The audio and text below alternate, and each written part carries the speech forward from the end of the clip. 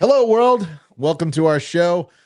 Thanks for everybody watching today. This is No Brainer. We are talking with some fabulous people tonight. We are definitely going to chop it up and get into Derek's realm of the world of physical fitness and all that other stuff. The only thing I'm fitting is a cheeseburger in my mouth, but that's beside the point. So our special guests will go ladies first. We have Abby Clapper, who is a I was going to say physical therapist. That's Dan. Sorry. A trainer down in Tampa, correct? Yep. Yes. So if you're in the Tampa area, look her up. We'll put all her info up for you. And then my friend and physical therapist, the guy who has fixed my shoulder and knee so far, Dr. Dan Komforti. He is here in Central Florida, the Altamont area. And then, of course, my host sidekick with the mostest, D-Rex. What's up, Derek? Hey, man. Welcome, guys. Thank you for being on the show. Thank you. You guys, we're going to ask a bunch of questions. We're going to do a little fun, have a little fun. We're goofy. We have a good time. So just, sit back, enjoy. And, or if you get bored, just hit the end session and you can leave. No, I'm just kidding. Derek, I know you are chomping at the bit because this is your wheelhouse, brother. So why don't you fire away? Go ahead. Dr. Dan is a physical therapist. You've told me all your certifications, but you got a bunch, right? Me? Yeah. Yeah. I got a couple. Okay. And then Abby is a personal trainer with a plethora of certifications. The list that she was listing them off, and I was like, whoa, let's save that for the show. Come on, you're impressing me. Let's impress the world. Come on, girl. Abby and I actually, Derek, a little background. Abby and I met at the podcast expo. She sat next to me in one of the, I don't remember which one we sat in, but we hit it off, and I said, hey, we're doing a show. Would you like to be on it? She said, fantastic. So we brought her on board, and like I said, I see Dan at least once a week, and he helps me. So go ahead, Derek. I'm going to sit back and be quiet now. Well, so you met Abby at the convention. Possibly, could that be because she has her own podcast called Talk Your Abs Off? Abby, why don't you tell us? And I want to marry kind of what you two do. So I have your certifications listed here. Dan, I'm sorry, I'm not intelligent.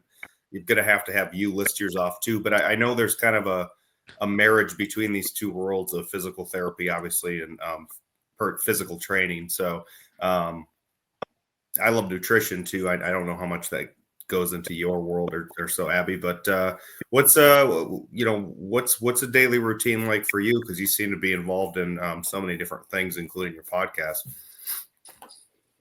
Yeah, so I started my business about a year and a half ago. I run Endorphin Wellness. I primarily do personal training. I do one-on-one in person, one-on-one virtual, so over Zoom, where I'll lead people through workouts, even just over the computer. And then I also have a 12-week program that helps people who are just starting out in fitness or who've moved away from it for a while and are ready to get back, build a routine.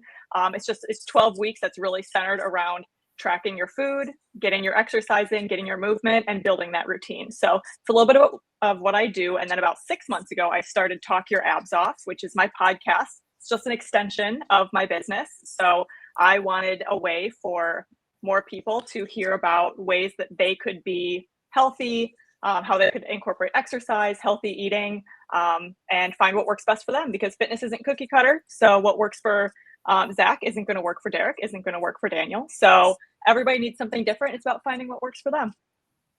Question, Abby. So now that you've done your podcast, are you reaching a larger audience? Are you trying to build your client base anywhere, or do you still want people to come see you one-on-one in Tampa? I know you said Zoom, but I mean, obviously, is it better to work out with you one-on-one together, or does it not matter anymore with technology?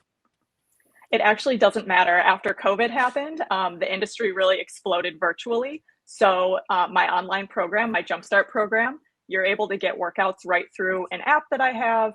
You'll get your workouts. You can log your food through MyFitnessPal. It links right up into that app. I check in a few times a week.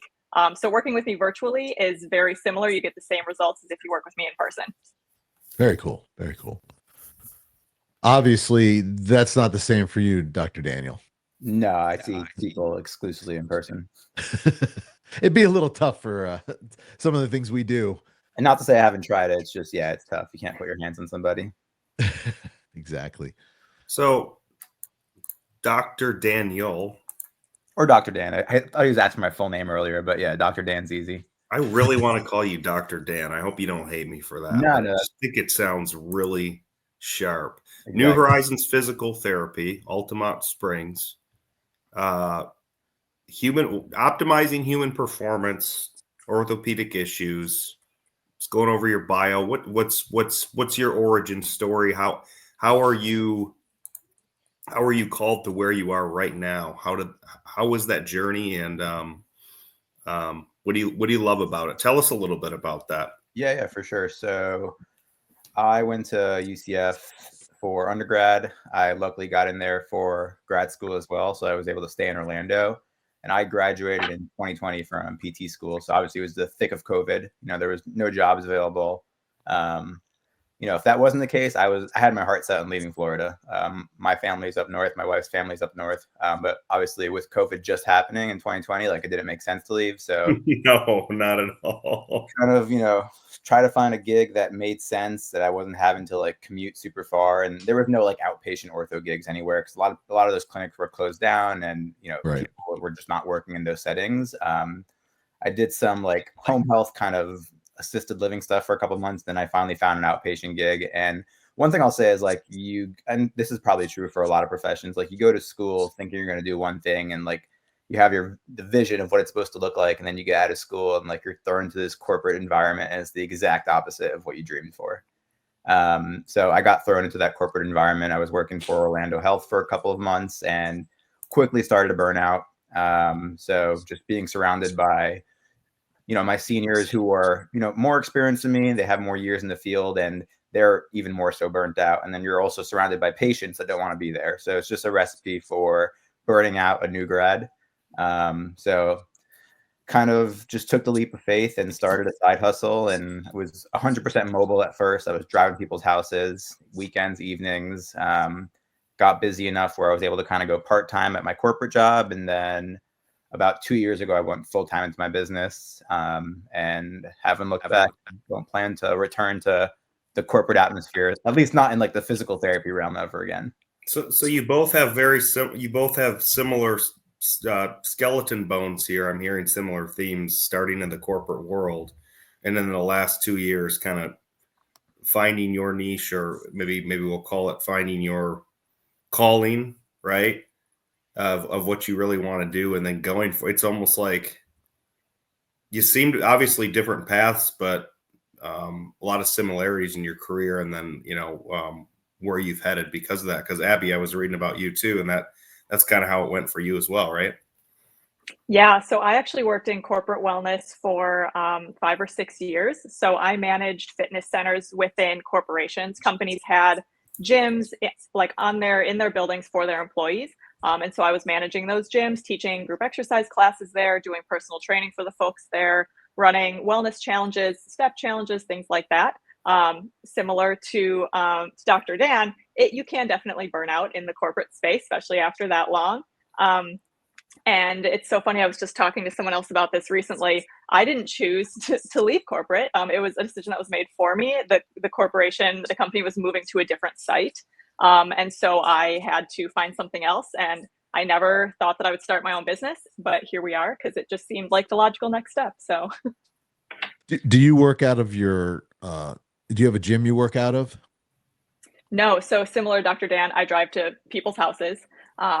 Yeah, primarily I do that all around the Tampa Bay area. Okay. Now, obviously, when you do your Zoom, you have a gym at home you work out of. Actually, I just do it in my office here, and I'll have a set of dumbbells, and my clients have whatever dumbbells they have in their room at home, and then we just do it from there. We don't even have to have like a full gym setup. It's great. Nice. Very nice. You really don't. I mean, unless you're doing unless you're building size and doing large compound movements where you want like a Smith machine or a rack, which is really nice. I miss having one of those.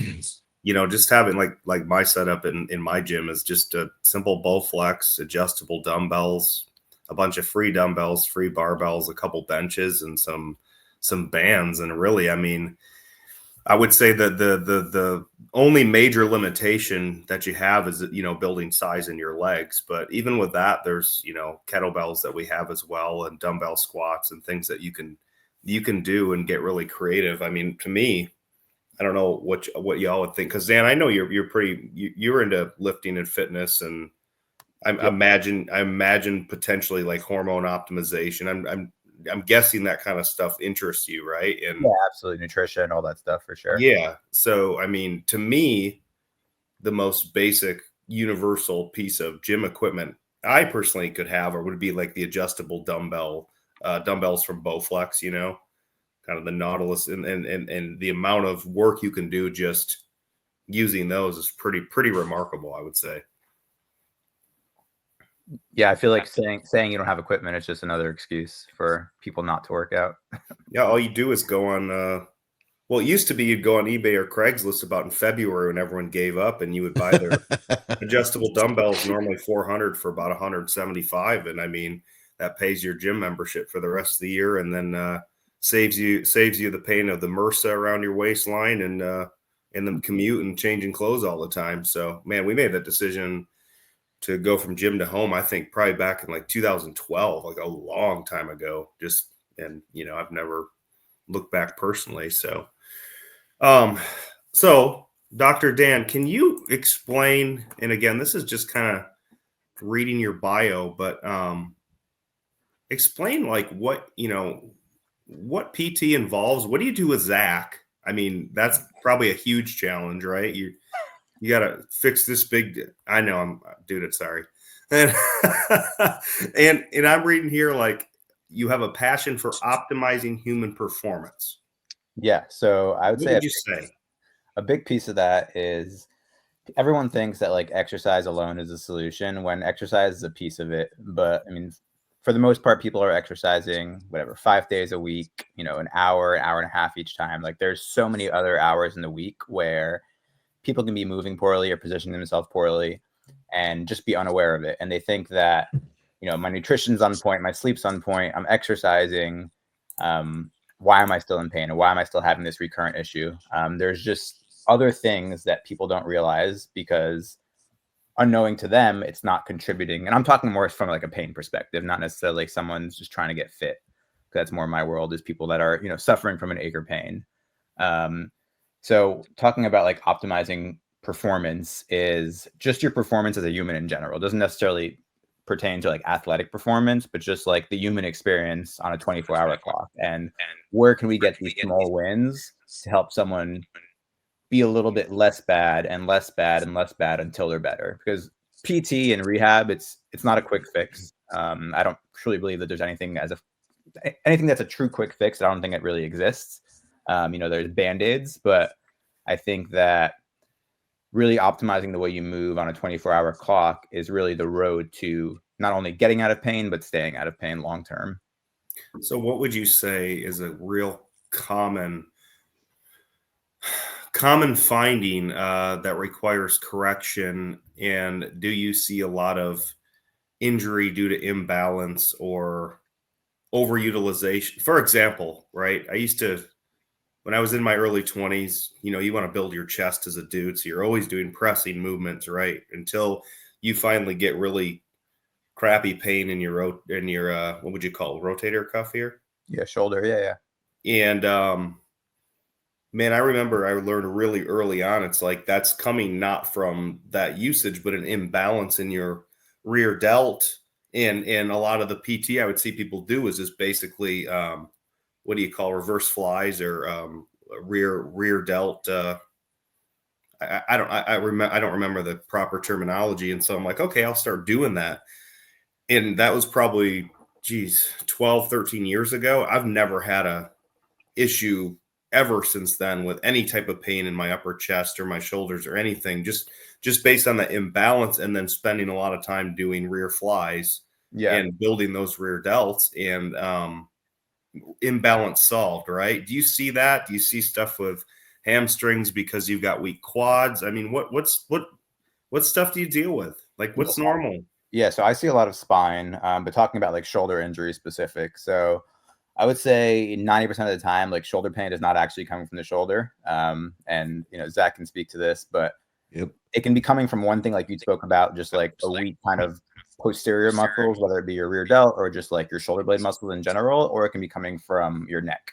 And I experienced this myself. I had shoulder surgery back in 2021, and I completely regret having the surgery because it didn't solve the problem I was having.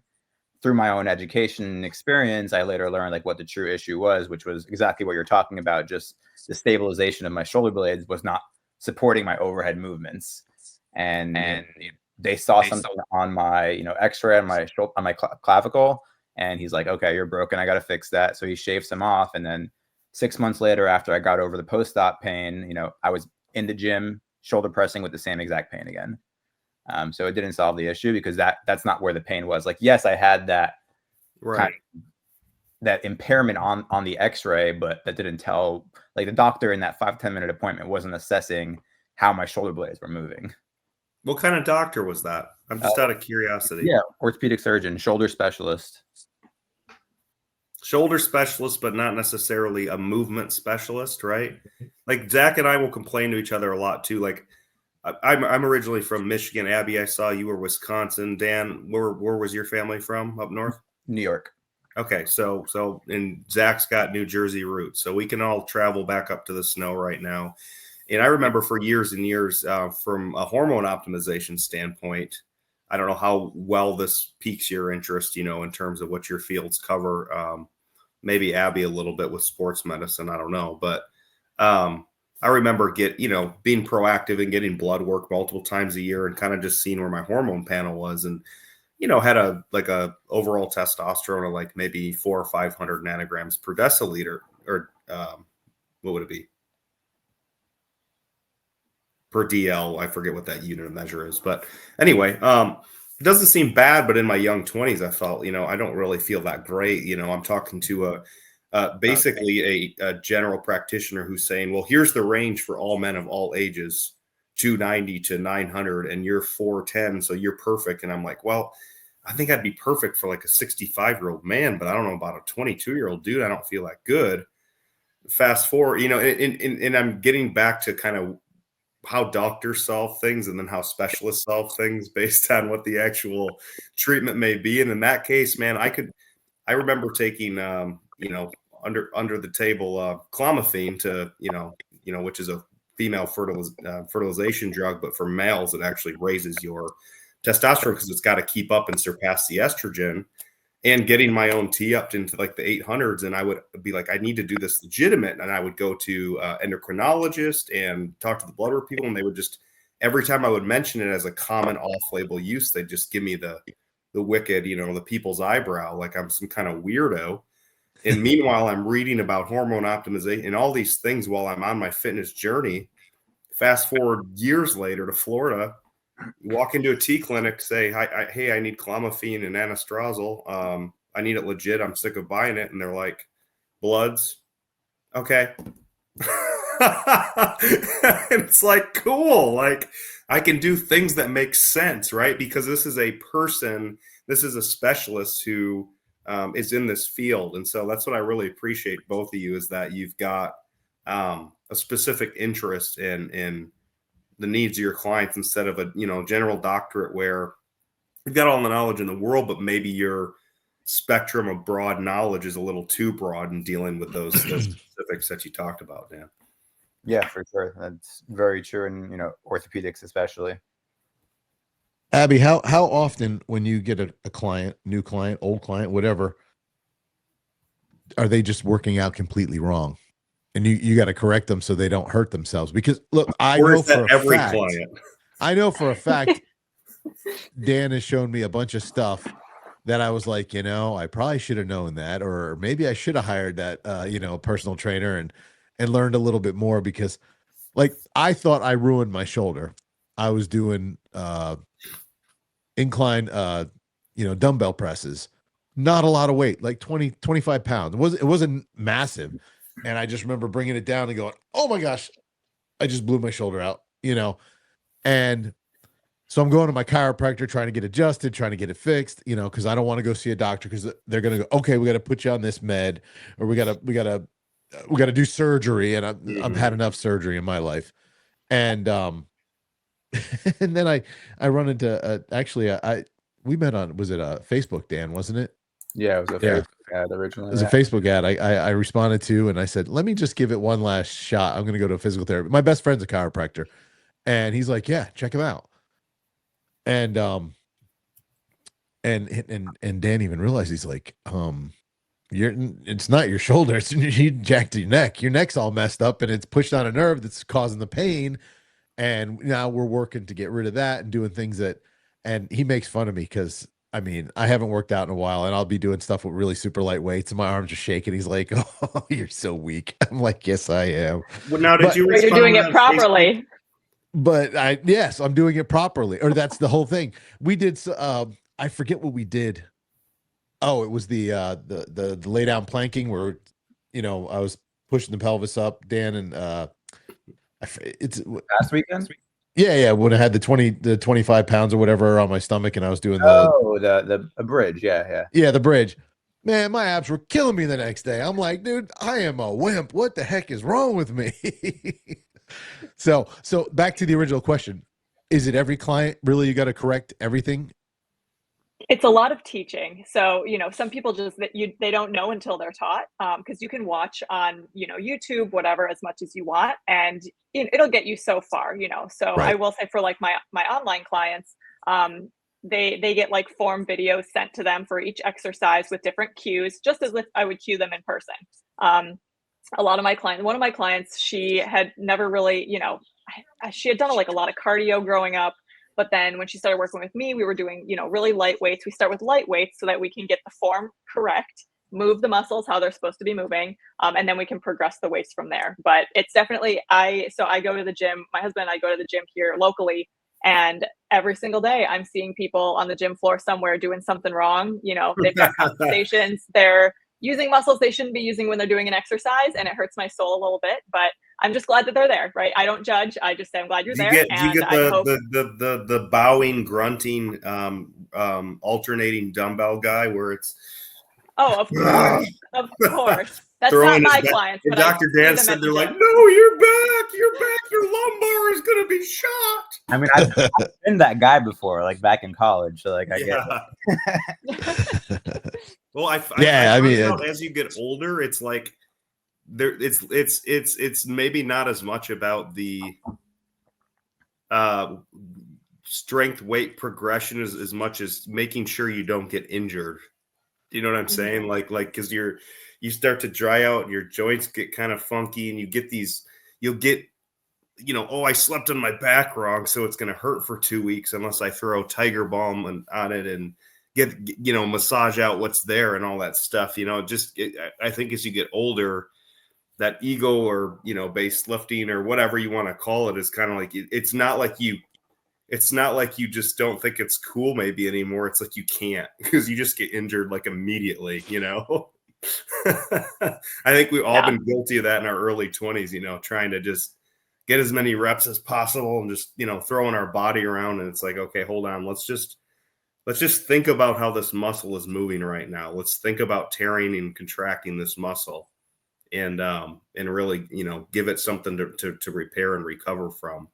But I want to ask Zach, that Facebook ad from Dan, was that one of those advertisements where there was like a sweaty, watery 8-pack there? That's all you could see, and that's why you clicked on it and you made the connection?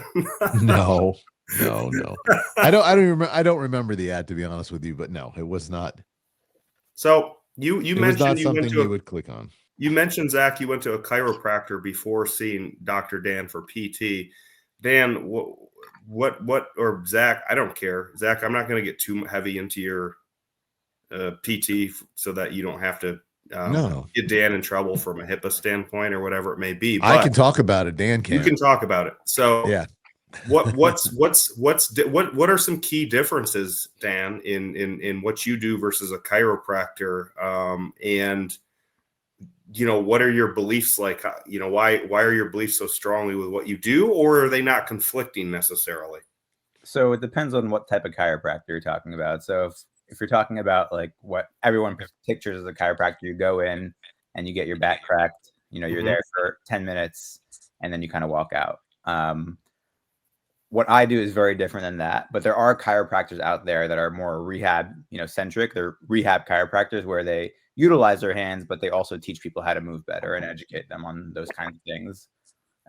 So what I do is I do use my hands as a physical therapist. So like, I do massage. We don't call it massage. We call it soft tissue mobilization. Like I do adjustments. We don't call it adjustments. We call it, manipulation. I do Can't use that word adjustment. Yeah. I do acupuncture. We don't call it acupuncture. We call it dry needling. So like I have all those tools to help, calm down someone's nervous system to get them out of pain temporarily.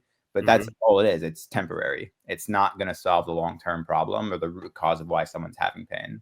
So like in addition to all the hands-on stuff that I do, there's exercise, which is what people usually typically think of when they think of physical therapy. Like you go to a clinic, you lay down on a table and you do a set of bridges and clamshells. When that's not what physical therapy is. It just is what gives it a bad reputation is when people go to these high volume clinics and they're just kind of throwing the same exercise sheet and the same rubber band as everybody else. Right. So movement is a piece of the puzzle, but like I was saying before, for something that's been going on for 5-10 years, and especially if the root cause is coming from somebody's spine, there's a whole lot of education that goes into it and teaching people like what they're doing on an everyday basis that's picking the metaphorical scab. And a lot of times that's not necessarily what hurts in the moment. There's things they're doing that don't hurt in the moment, so they don't know to change it. So a big piece of what I do is that detective work, especially like if I'm seeing someone, they're a new patient, it's really trying to figure out like what are the low hanging fruit of things that you can change that you don't know to change because they don't hurt in the moment, but they are still playing into your sensitivities.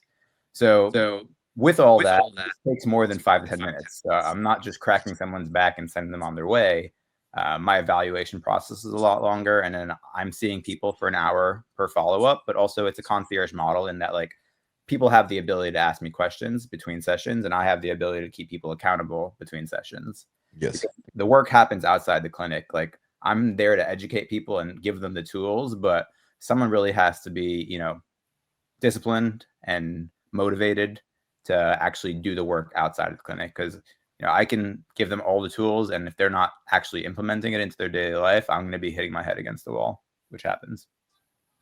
So how many hits on the wall is Zach? Is he a 12 hitter or like is maybe 21? I mean, I was gonna say when you said it's not really all exercise based, I was like, I gotta believe that makes sense for you, Zach, right? So and I'm just picking on you. You don't gotta shake. Zach's been an awesome student. Like he's been able to like sit back the things I've taught him over the past couple of months. Like I definitely think he's learned some stuff. I even sit there when Lorianne goes and gets worked on because Lorianne was a ballerina and her knees and ankles are destroyed, and her feet are the worst. But she's been having a lot of pain and her fear. They told her when she was in her 20s, when she was in ballet, and they said if you don't stop dancing, you're going to be in a wheelchair at 35. And there's days where she thinks it's about time to get to that, and we're not going to let her do that. But I'll be in there with Dr. Dan, and he'll be telling her something. I'll be like, "Listen, you got it." And I'm like, "Never mind. You're the doctor. I don't know why I'm stepping in."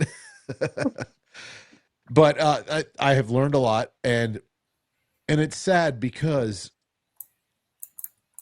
I have gone to chiropractors who do the physical therapy stuff. They work with you. They talk to you. You're in there not for crack. All right, see you next week. And then I've been in other chiropractors that were like an assembly line, and there's a bunch of beds lined up and everybody's getting crack. All right, see you later. You're in there for 2 seconds. And, I still laughed. One of my, my favorite chiropractor lives in Texas, but that's my best friend. But he, every time I go down there, he loves those the air bubble things he puts on you to give you black and blue. Oh my gosh, he loves putting those on me. He thinks it's hilarious. But anyway, yes, he loves to put it on the back of my neck. Do you do that, Dr. Dan? Yeah, I do. That's awesome. I've always wanted to try that. But I had a chiropractor who she was tiny. She still is. She's a tiny little girl. She's like 5 foot nothing and like 100 pounds. And she used to throw me around like a rag doll and adjust me. And she was probably the best. And it was when I was going through, when I had trigeminal neuralgia before I had surgery, one of the main pressure points was my neck, and she would adjust me and it would take the pressure off my trigeminal so I could actually breathe. And I mean, she was fantastic. And then, it just turned out that she actually grew up in the same town as my wife up in Iowa. It was just ridiculous how that all worked out.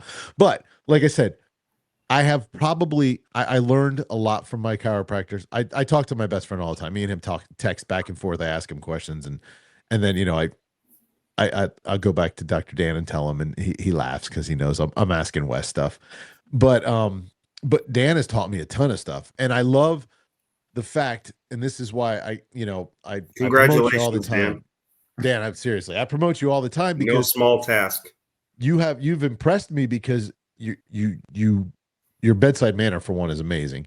So people out there, if you're in the Central Florida area and you need a physical, I mean, he's the best. But the education along with it, and you do hold me accountable. So when I'm not doing what I'm supposed to be doing.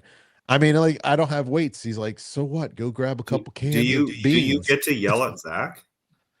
Do I yell at him? Do you get to? Is it a privilege? Are you privileged to yell at Zach? Asking for a friend. I would feel comfortable yelling at him if I had to. Zach, that's sometimes amazing. You have to speak loudly because the gym in your office is so loud. I think it's time to go back to school for that privilege. So I'm gonna go get my doctorate so I can yell at you. You yell at me every day. You're right. Fair enough. But it's great. I love getting my butt kicked like constructively. It's fantastic. Abby. So I'm gonna ask. Here's a crazy question for both of you, and then I'll let you, Derek, ask your question. Pause on me. Craziest client who I can't do nothing with you. You're just I hate using the word. You're just an idiot. Zach. Just go away. No, I'm not that. I'm not that guy. I'd be your best client because I listen. If not, I know my wife's phone number. I have a client horror story. And this client, so like usually I aim for like about 10 reps for everyone, depending on like usually 3 sets of 10, maybe 4 sets of 10, depending on what our goals are, things like that. And I can count while talking. I can count while doing other things like growing up, or not growing up, but like in my career as a personal trainer, you get really good at counting subconsciously while someone else is doing something so that you can have a conversation, focus, whatever. So I'm really good at counting to 10, right? But this client, every single time that we did her reps, she was convinced that I was counting wrong. And she would tell me every single set that we did that I was counting wrong. And it was the most exhausting thing on the planet. So that was my worst client experience. Does that really matter? That I can't count, or that she's counting wrong? that you're 400 pounds and you're off by a rep. I mean, Zach will ask me these crazy supplement questions, and I'm like, bro, track calories, eat less. Then we'll talk about he just likes to spend money on stuff, and I'm like, we'll get there, but anyway, back. Dr. Dan makes fun of my my supplemental regimen too. I think it's fantastic. I always try to get you to understand that's the last little thing, that doesn't matter till everything else is in place. I'm going to wake up one day and have a perfect body from all the supplements I take. All right. I and think then underneath that, I think you got a perfect body, Zach. Thank you. My wife. All right. So anyway. Dr. Dan, your worst client ever, excluding Zach. Yeah, this is back when I was mobile. So and don't use my wife. You can't use her. She's gonna be terrible. Anyone related to Zach? So when I was mobile, I was treating some like older adults as well, so like 65 plus. So I had this one lady who I went to her house for an evaluation. It was like an hour away, and when I got there, she had, I think, recently gotten hip surgery, and she was like staying with her daughter and her daughter's husband. So I went to their house, and when I got there, she was already passed out. Like, she had lost consciousness multiple times that day. And I don't know what they were waiting for to call the ambulance, but I was like, yeah, I cannot help you here. Like, you need to call 911. Oh my gosh. Like, Was she having a stroke or something? No, she was just super fatigued, and something was off with her meds probably, but she was in and out of consciousness. But like when I went to go introduce myself to her, she was already like out. So. That would freak me out. Is that one of those appointments you just kind of tiptoe to the door? Like... Homer Simpson into the bushes, yeah. They're like, aren't you a doctor? Not that kind of doctor. Awkward. Yeah. How many so in physical therapy and maybe even personal training, how many people do you know that are trying to mask everything with meds? And I know for a fact, because of the stuff that I've gone through, you can't mask nerve pain with meds unless it's anti-seizure medicine, which is horrible. And I would never recommend anybody taking it. It was the worst thing I ever had to take. But how many people are just like trying to just, all right, I'll just go take another, Oxy or something and I'll feel better.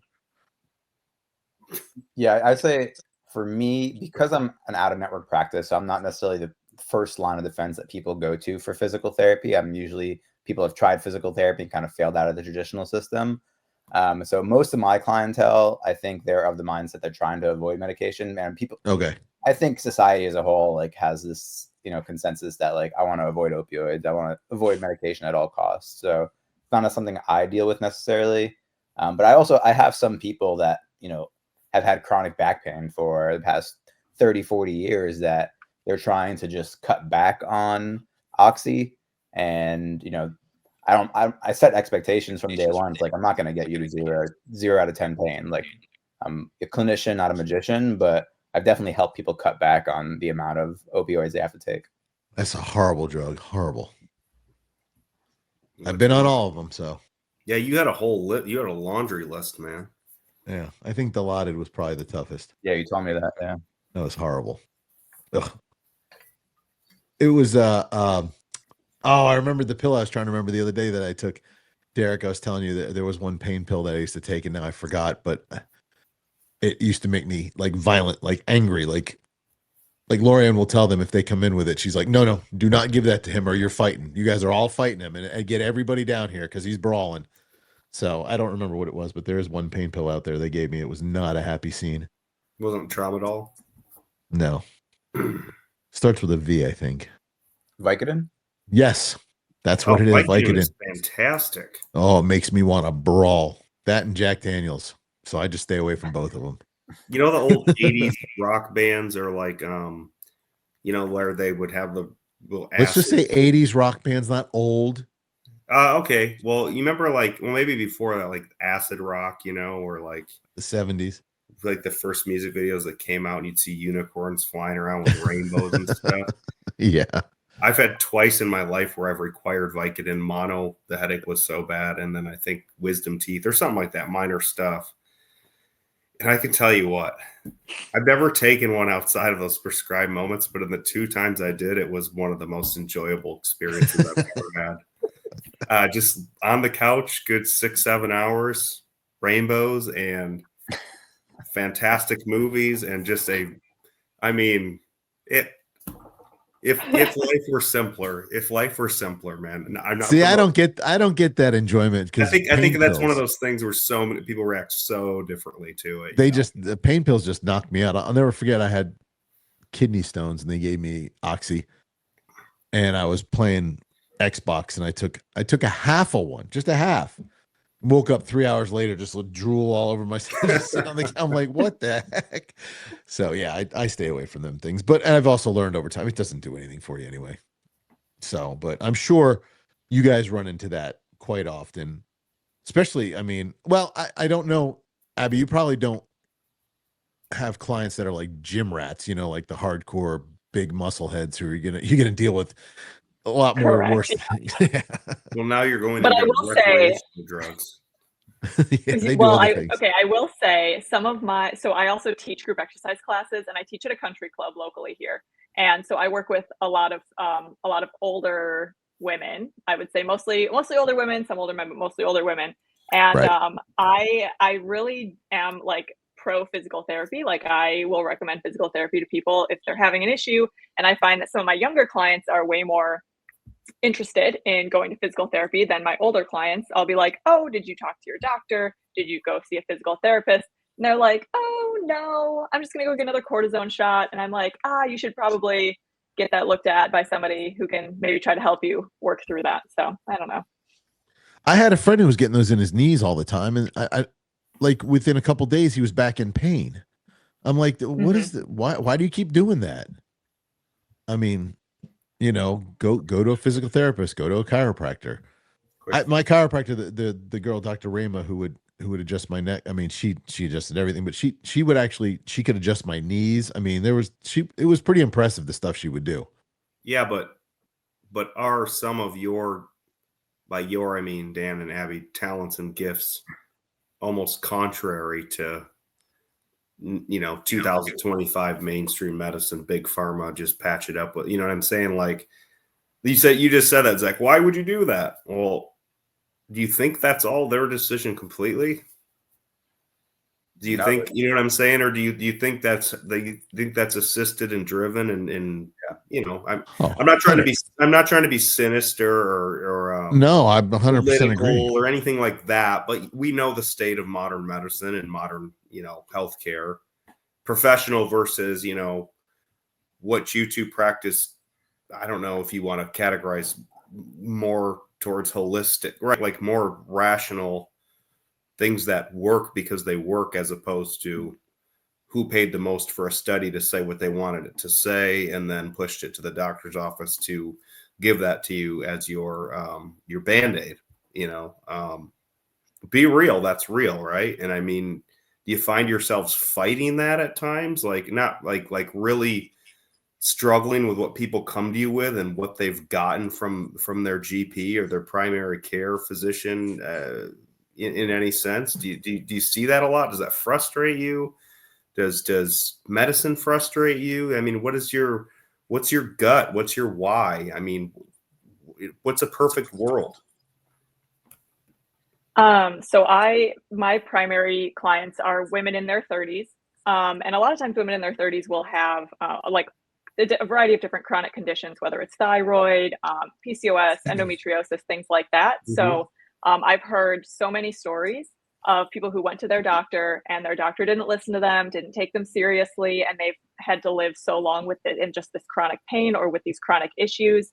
I had interviewed someone on my podcast who had endometriosis, and after years and years of having to advocate for herself, which is now what I tell to all of my clients, all of my people who come to group exercise classes, if you feel like something's wrong and your doctor's not taking it seriously, get a second opinion. Bring a friend with you who can make sure that doctor is hearing what you're saying when you're feeling like you're not being heard and want to shut down. Is always make sure that someone is there to help you, because I think sometimes we get scared when we're at the doctor. It's not a fun place to be, and we feel like we don't know as much as they do, which we're lacking in a lot of the education that they have. But we still want to be able to say, hey, this is, that's a great idea, but that might not actually work for me, or I've tried that before and it didn't work for me. I want to address this issue. So that's a big. And just for us non-med heads, just to clarify, when you give certain acronyms like endometriosis, you're referring to pain in like cycle, right? And period pain, that type of deal, right? Like basically your body is saying bear a child and you're not, right? Yeah, it's inflammation. It's like lesions on reproductive organs. It can spread to different organs, not just reproductive organs for women. PCOS. That sounds similar. Yeah, something that is relating more to women reproductive. So my wife and I had been to multiple doctors in Grand Rapids, women's specialty doctors.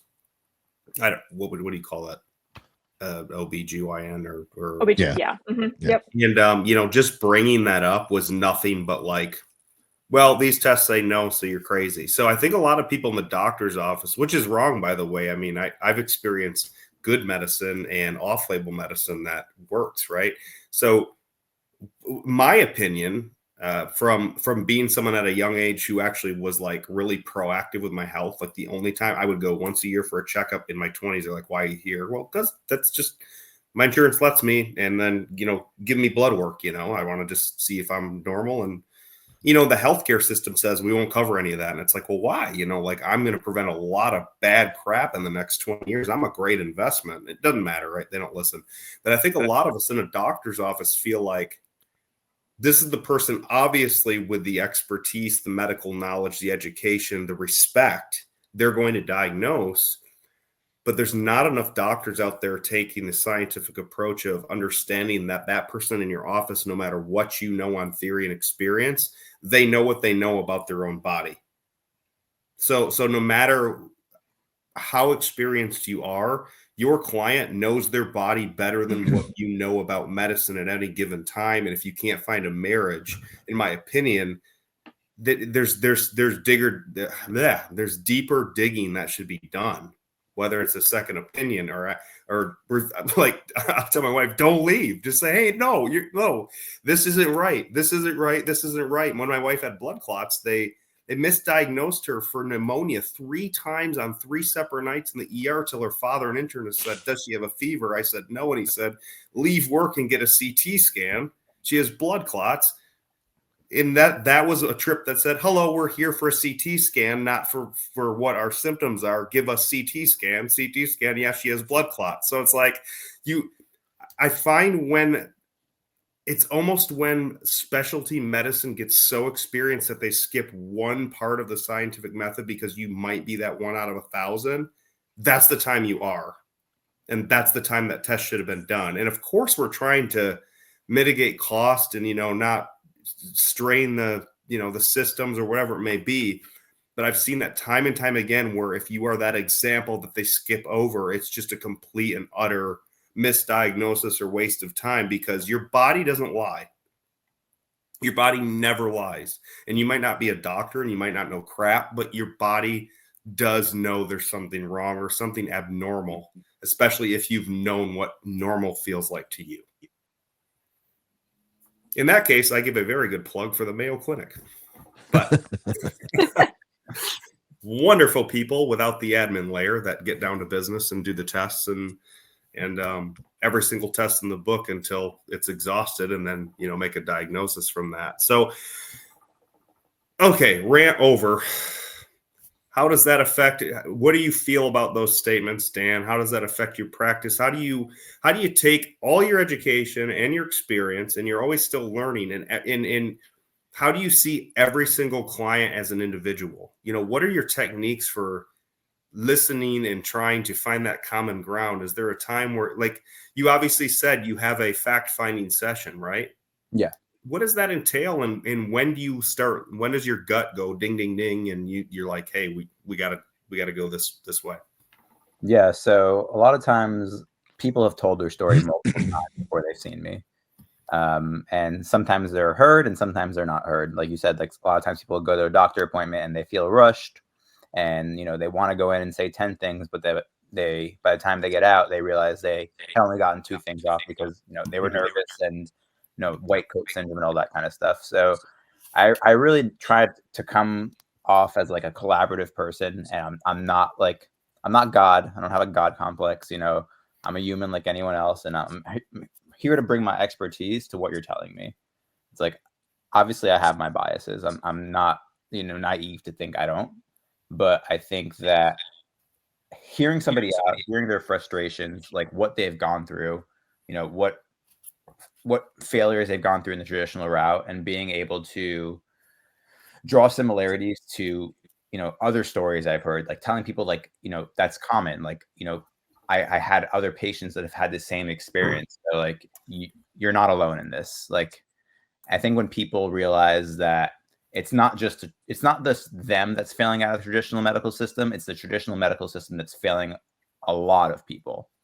So it's not a you problem. It's a them problem.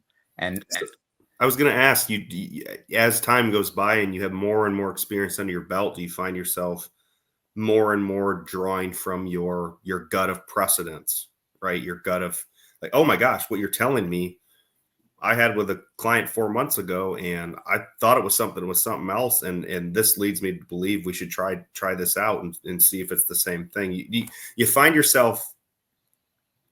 that light bulb clicking like more and more and more, like repetitions, right? Yeah, as you progress. For sure. I mean, nothing's cookie cutter, but there are patterns. We're all humans, and I mean, we all kind of live similar lives. You know, we sit, we walk, we work out. So there are similarities a lot of the time, but everyone experiences their pain differently. Like, everyone says like, oh, I have a high pain tolerance. Most time people that say that don't actually have a high pain tolerance, but that's besides the fact. Like for what a 2 out of 10 would maybe for one person, that may be like an 11 out of 10 for the next person. Right. There's nothing wrong with that. I'm not going to judge that person.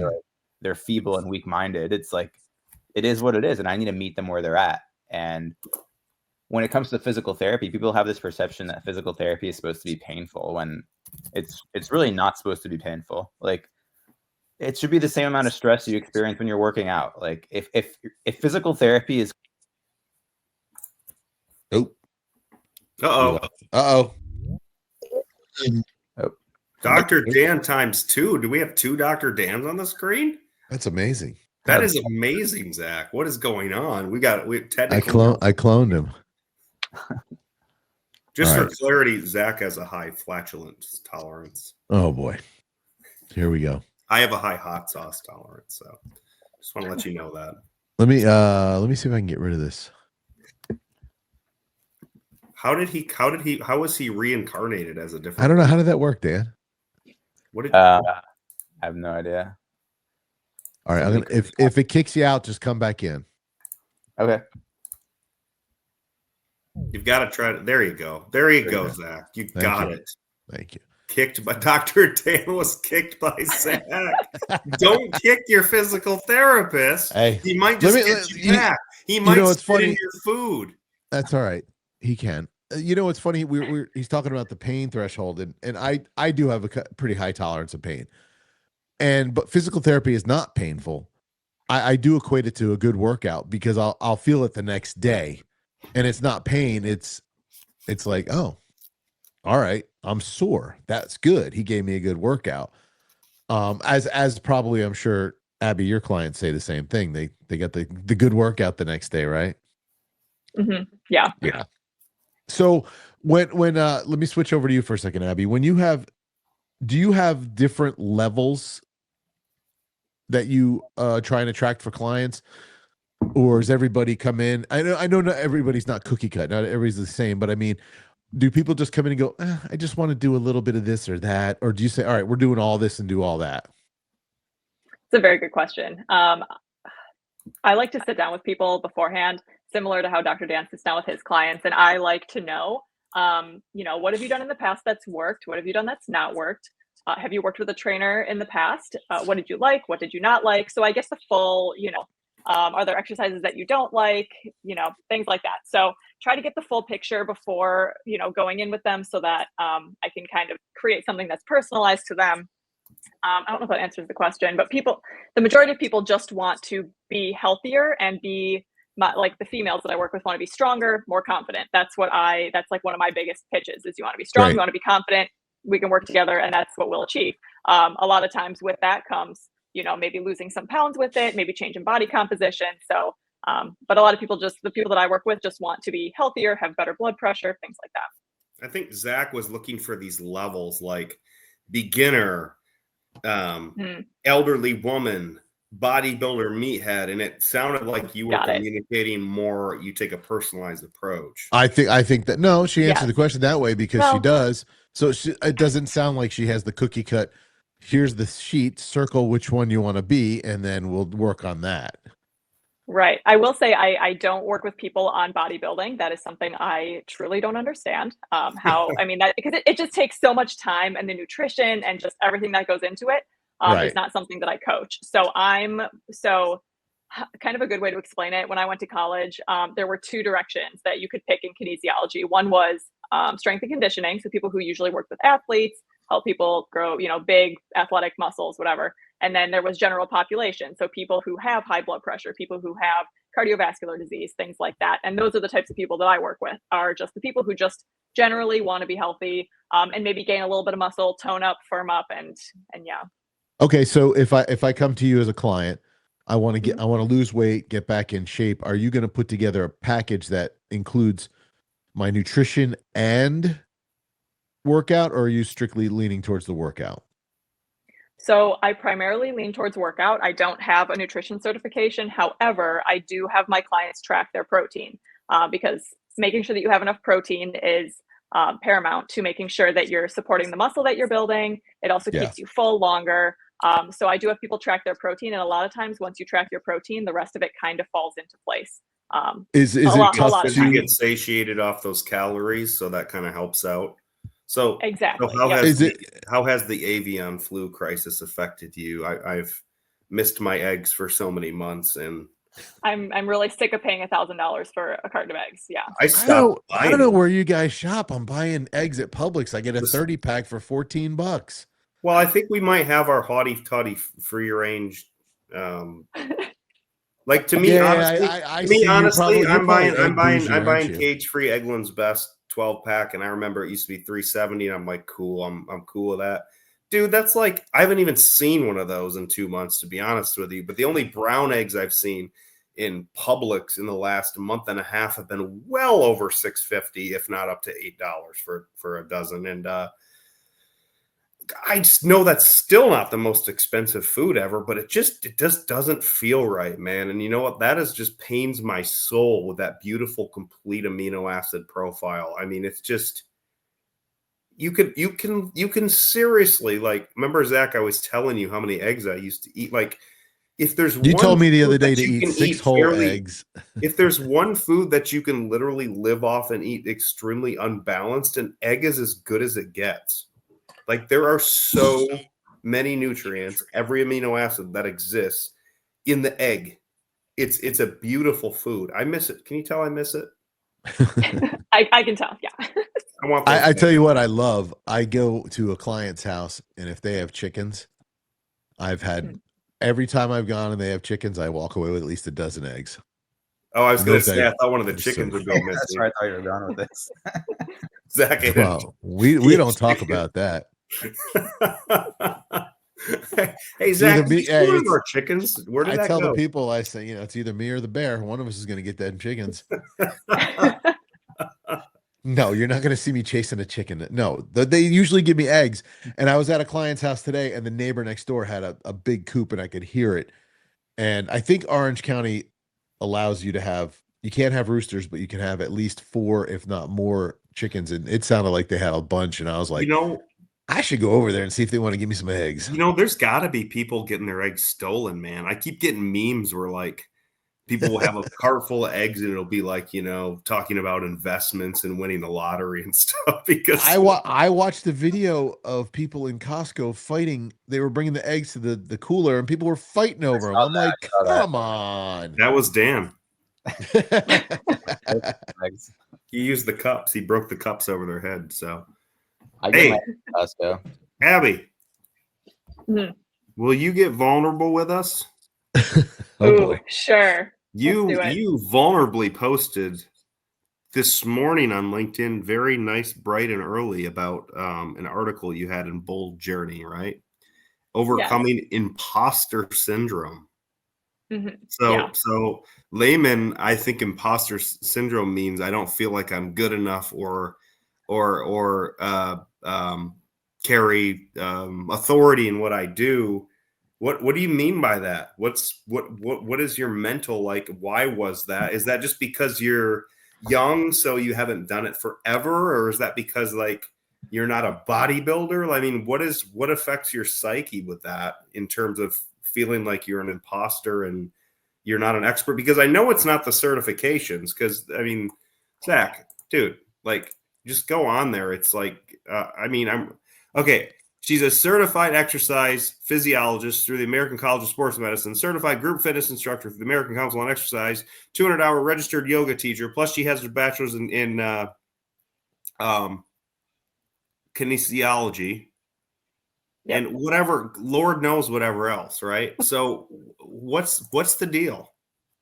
Yeah, so the imposter syndrome, it's funny. It comes and goes, right? So some days I'm like, wow, I love what I do. I'm good at what I do. And, my clients will tell me ways that, by working together, their lives have been changed. And it's like those days or those moments, I'm like, oh my gosh, this is so fulfilling. This is great. But then there's other days, not because no one is saying anything, but just because running a business is hella stressful. And I never took a business class. I don't know how to do sales. So running the business is really where I start to second guess myself. And because I'm second guessing myself there, I start to think, oh, are my clients happy? Do they, am I doing everything that they want? Do they want something different? And they're just not telling me. And so imposter syndrome, it's been a big part of my life. So it's business related though. It's mostly business related, but then sometimes I start to think like, oh, did that client like that? Did that client not like that? But that stems from generalized anxiety disorder, which I've had my whole entire life. And I'm in therapy now. I love to talk about. I'm in therapy, and I'm working through those things because there's no evidence that my clients are unhappy. There's no evidence that my business isn't succeeding. Have you ever thought about just taking a course or two in just basic psychology and sociology, just like business, you can get your business degree and learn about value driven this and that and cross-functional this and that and hey, at the end of the day, profit is all that matters, blah blah blah. But in terms of the guts and nuts and bolts and sales and relational, it's all about an empathetic approach to understanding like every piece of language that's coming. Like, do you ever feel like you should maybe just learn about not having to guess how they feel based, or what questions to ask, how to peel the layers of the onion and understand like, is what this person so for example, we have clients in our businesses and I will tell my guys right away when they come in, that's a weird person, get them in and out, do not send them a review invite. They are smiling, but even if they weren't happy, they wouldn't tell you. I already know. And they're like, how do you know that? It's like, I just know. And it's not a million people, but you know what I'm talking about, being passive aggressive or someone who's just not comfortable expressing discontent, right? But there's still telltale signs of body language or lack of confidence in their gesturing to where you're like, I think when they say ha, ha, ha, like a nervous laugh, everything's good, and it may not be for that person. Just basic psychology to understand that, and just coming from someone with a business degree in businesses to tell you that you could skip the business degree and you could learn people and run a business a lot better than people with a business degree or people who have no business running a business who are just good at their craft. If you know people, that's really like a huge part of everything involved.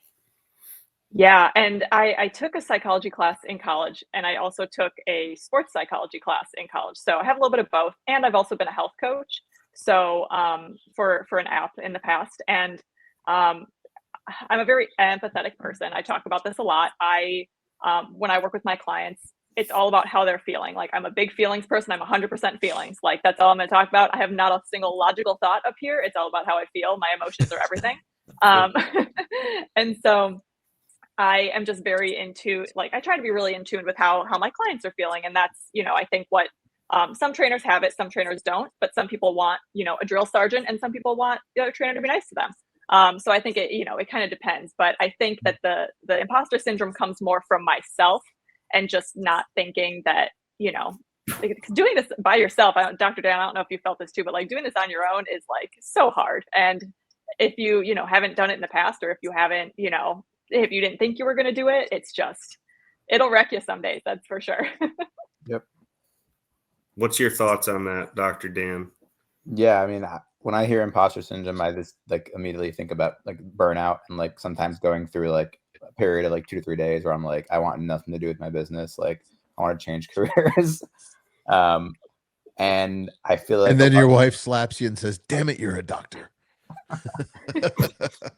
Yeah. I feel like a lot of times it comes down to like me thinking maybe I'm not doing enough. Like, why is this person maybe not getting better at the rate I thought they would be getting better at? And the thing is, like, I'm giving my 110%. I really am, because like at the end of the day, it's my reputation on the line, and I understand that people are investing their health in me, and I really do show up like all the way for my patients.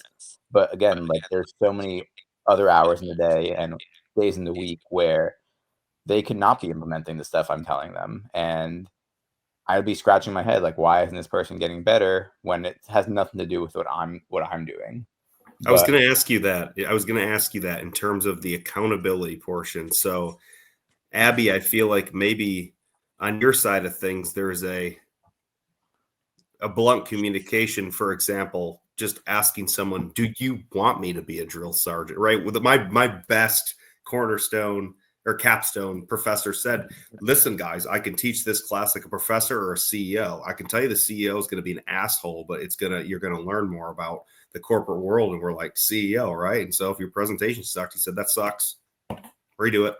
Don't care," because we chose that. So like at that point, if we changed our mind, there was no confidence issue in his head that we made the decision. Likewise with Dan's business, accountability, right? Being accountable to that decision. If you have a client come in and you're giving 110% and they agree to a certain accountability program, you know darn well if they are or not following that program. Probably, I'm guessing, right? I mean, obviously everyone's different, so they could be accountable, you could be doing your thing, and there could be that unicorn every so often that's just like, man, this person, it's got to be their hormones are the weirdest thing ever, that something's not working right. But for the most part, you've got to know if they're being accountable beyond your office, wouldn't you say? Like, yeah, I mean, I would hope so, because usually if I have to like reiterate things a bunch to them and they can't like have a conversation with me about it, sorry. No. then you can usually tell. But I don't know. I guess I want my patients to get always better faster than they're getting better at, because I don't want people to have to live in pain. Right. It's just tough sometimes, and because there's so many variables in the experience that people are going through on a day-to-day basis, and they can't be perfect. Like, we're human, and there's so many things that can go wrong. But I will say that, like, and I'm being brutally honest and transparent here, like, it's my least favorite part about being a physical therapist is the things I can't control. Is that what burns you out?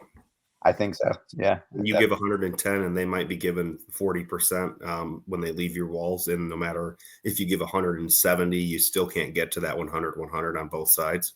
Yeah. And it's like, and they come in for the next visit and they're like, yeah, the pain's really not that much better. Like, maybe I had one good day, but it's pretty much the same. And it's like, what am I doing wrong when it's probably nothing that I'm doing wrong? So you're in like a narcissistic relationship, and your head is telling you that maybe you're not good enough when maybe they're not giving 100, and there's no way to know for sure. And of course, you're not policing their lives; they can make the decisions they want to make, right? But certainly to go and spend the time and money and to have the therapy done, you would hope that being blunt about that advice to do exactly what's told outside of the walls is something that someone. It's like if you got braces as an adult, you never have as a kid, and you couldn't afford them, and you had to spend $5,000 out of your pocket, and you're feeling so confident, and you have beautiful teeth and everything, and then you just don't ever wear your retainer ever at all for the next 10 years, and then they're jacked again. And it's like, why?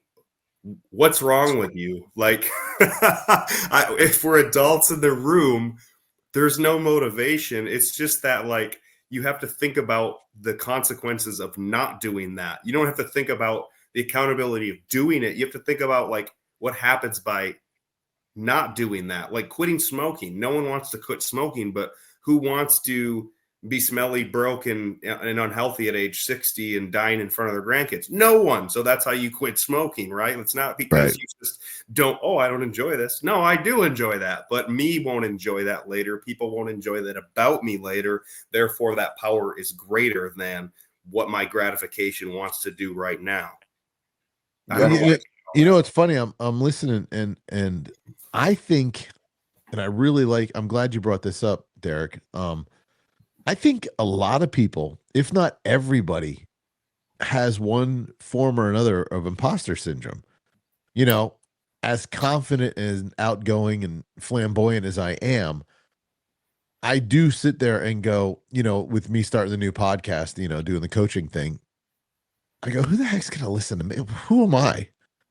You know, and I you know, I get it, but I also say I have to turn it around and I say, well, who are they not to listen to me? you know? And so sometimes you have to really be like, screw your head up and to make it unscrewed. I've learned to battle my brain. I learned a long time ago, you have to be smarter than your brain, which is people are like, that doesn't work. I'm like, it does if you know how to Actually, do it it. does work. Self-talk and affirmation does work with enough repetition if you reprogram it. 100%. And let me just simplify that. You've got 1,000,000 in the people in the world fighting against you. The real simple fix is don't let your brain be one of those, because that's something you can control. Your brain has to be your ally, because 100. it's your Yeah. brain. So therefore, my brain has become such my ally that, Zach, if you tell me I suck at doing this, I might suck at doing it and I might take it objectively, but I'm not going to take it beyond that. I'm not going to let it deconstruct me. I'm not going to let it stop me. I'm not going to let it not let me improve. I'm going to let it be your opinion, but I'm not going to let you take down my I'll definitely let you tear down my skill set and build and improve it, but I won't let you destroy my morale, because right here you can't control that. Only I control this. This is mine. Abby, that's yours. Dan, that's yours. Zach, that's yours. We can tear each other down, and if that's yours, then I mean, Well, I have to. You have to look at it. Why do you think you suck at podcasting, Zach? You don't. You have No, to tell yourself you don't. it gets in your head, right? Why do you and- think you suck at business, Abby? You don't suck at business. You have to tell yourself you don't. You have to just continually improve and tweak and hone and listen and empathize and understand people and run a successful business and do it for 6,000 days. And guess what? You're going to be great at business. You already are great at business. You're on your journey to be great at business. You already have started to be great at business. Agreed. And Yeah. and the one thing, and I may corroborate. Why can't I say that word? Nope. Anyway, That's cooperate. right. There it is, with you, Abby, on that when I start the show, because that's a key thing that people, number one of the things I'm gonna be working with is people trying to transition to another career, whether it's podcasting or they want to go into sales. These are something I've had under my belt for 30 years. Okay, so it's broadcasting first and then it turned into podcasting. But, the biggest my biggest enemy is myself sometimes, and I have to realize that and then teach him to be my biggest ally. And but I'm glad you brought it up, because I think there's so many people out there who do have the imposter syndrome, and then they lose to it. They just quit because they feel, you're right. I can't, these people aren't listening to me, or even you, Dan. You get the client who's not giving you the 100% back, or not even 70%. They're just giving you 25. They come for their sessions, they show up, and they're a heartbeat, and that's about it. But they're not doing anything at home. They're not listening to you. They're not buying the stuff that you're telling them. This is what you need to improve yourself. Like, all the stuff I bought, and I mean, I can have my own eBay shop now, but it's all helpful stuff. And if you don't do it, then you're just it baffles me that people would allow that to screw their lives up. And I don't say that in a It's sad that they would, because disrespectful way. I say it, and there's something you'll learn about me in time, is I was born with a lot of motivation and success driven and excitement and exuberance. I have zero empathy and zero sympathy. I really don't care about stuff, I don't let it phase me. And it baffles me sometimes that I my daughter, for one, she went to UCF to become a psychologist, and she graduates in May, thank God. And she probably, and the biggest joke is, I said, you picked the right career because you're the craziest out of all my kids, But she, she'll get in her head to the point where she has to go in her room and hide, and like, and I'm like, dude, you're a rock star. You're beautiful. I don't understand what's going on. And my wife laughs because she knows I don't understand that, because it doesn't make sense to me. So that's something I would love to work with you and try and teach people. What the heck is wrong with you? Stop it. Let's go. just read Well- what to say when you talk to yourself by Dr. Shad Helmstetter, and he's got a self-talk app. And then I don't know how to read. And then you know me now, Zach, like Born Again, like the only other business book I'm done now that my shelves all read is literally the Bible at that point. You know, That's it's right. just like it's like you just religious or not, you got to listen, right? You have to listen in whether you believe it's God, whether you believe it's your gut, whatever, you have to hear yourself talking and follow it and be wise enough to turn all the rest of the noise off. But Dan, I think maybe try the technique, just grab him by the shirt collar and say, "Do you want to live?" I mean, it's highly effective, right? What I appreciate about you, Dan, is you do care. You're not there just taking their money and just saying, all right, well, sucks to be you. It's good to hear that you like it bothers you if someone's not, you like blame yourself. And same with you, Abby. I don't know what you charge per client, and it's, that's a chat you can have with clients when they want to come on. Hopefully they'll come on from the show. But if someone's not going to put in the effort, I mean, are you that rich? You just throw money? It doesn't make sense to me. I go to the physical therapist to get better so I can go back to the gym and work out again.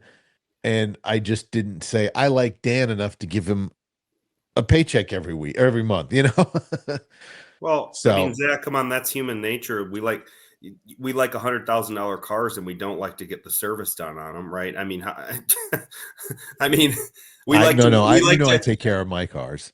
This guy right here likes to lift weights and doesn't like to eat good food, does healthy food anymore, right? Even though the knowledge is there, but the knowledge and the resolve are two different things. And the resolve comes from, one, accountability, and two, a vision for the consequence or the opposite that'll happen, right? So for me, it's like when I get too fat and I got to go down 30 pounds, I'm like, well, I can't fit in my clothes. So there are no choices. Do I want to buy a new wardrobe? Do I want to fit in my clothes? Or I guess I just got to eat less food. So let's haul out the intermittent fasting and cut the carbs off and get the calorie count going again and get this down. It has nothing to do with like, I'm motivated to get ripped. Not really. Not really. I just can't see the other side of things, right? I just can't see the negative side of not being accountable eventually. It'll kill you. Like literally, quite literally, will kill you. Well, and it's funny you say that because I was motivated when I was back working out a year ago before whatever happened. I still don't, I don't like using the word injured, but I was on goal I wanted to bench 300 again, like I did back in high school. And I learned, unfortunately, that I'm not in high school anymore, so I should not be trying to be benching. I was going to say that's a terrible goal for you at your age. Okay. I'm just being blunt. Nobody was there to tell me. Now Dr. Dan tells me light and do it right. So, and I'm sure Abby would too. And, I was getting close to the 300 mark, and then I did whatever I did to my shoulder, and I couldn't. Now I'm. Well, that's because you was doing 300 as a 50-some-year-old man, and you got injured. You both make like really good points because Dr. Dan and myself, we feel imposter syndrome, but so do our clients, right? Our clients feel like, maybe I won't get better, or why am I not getting better? Even if they're following Dr. Dan's plan, or my clients are saying, why am I not, losing weight, or I'm falling off of my routine. And so it's us being able to take what we've learned from experience that we know that we're good at through practice, and knowing that we are helping people, and then encouraging them through what their imposter syndrome is in their brain as well, and helping them move through that. So it's a whole like trickle effect. Like if you're feeling it, your clients are feeling it too, not necessarily because of you, but everybody's feeling it at different times. And so being aware of that too is such a big thing. But I really think like taking the experience, Zach, when you were talking about, putting out this podcast, I'm only on episode 12 of my own podcast, but I hated my own voice when I started it. I thought that I had the worst. I was like, who's going to listen to this podcast? My family's listening to it. I think that's about it. But it's, it's still consistently putting it out there. It gets easier. Putting stuff on social media was the hardest thing for me a year ago, but now I can consistently put out social media almost every single day, and it's like a breeze. So it's looking back at the things where it's like, wow, a year ago that was really, really hard, but now it's easier, but you have new challenges now that you're working towards. Right. And so I think it's always going to be that, but if you can look back on the things that you've overcome, like I think you can move forward with a lot more confidence. Yeah, agreed. And it was funny when I first got my first radio gig. You talk about hating your voice. I don't like my voice. but I've been told, whatever. So it is what it is. But my first radio gig, I'm like, who is going to listen to me? And the first live event I did was on tax day. We were actually at the post office doing a live event from the post office. Everybody was dropping off their taxes. It was April 14th or whatever, 15th, whatever it is.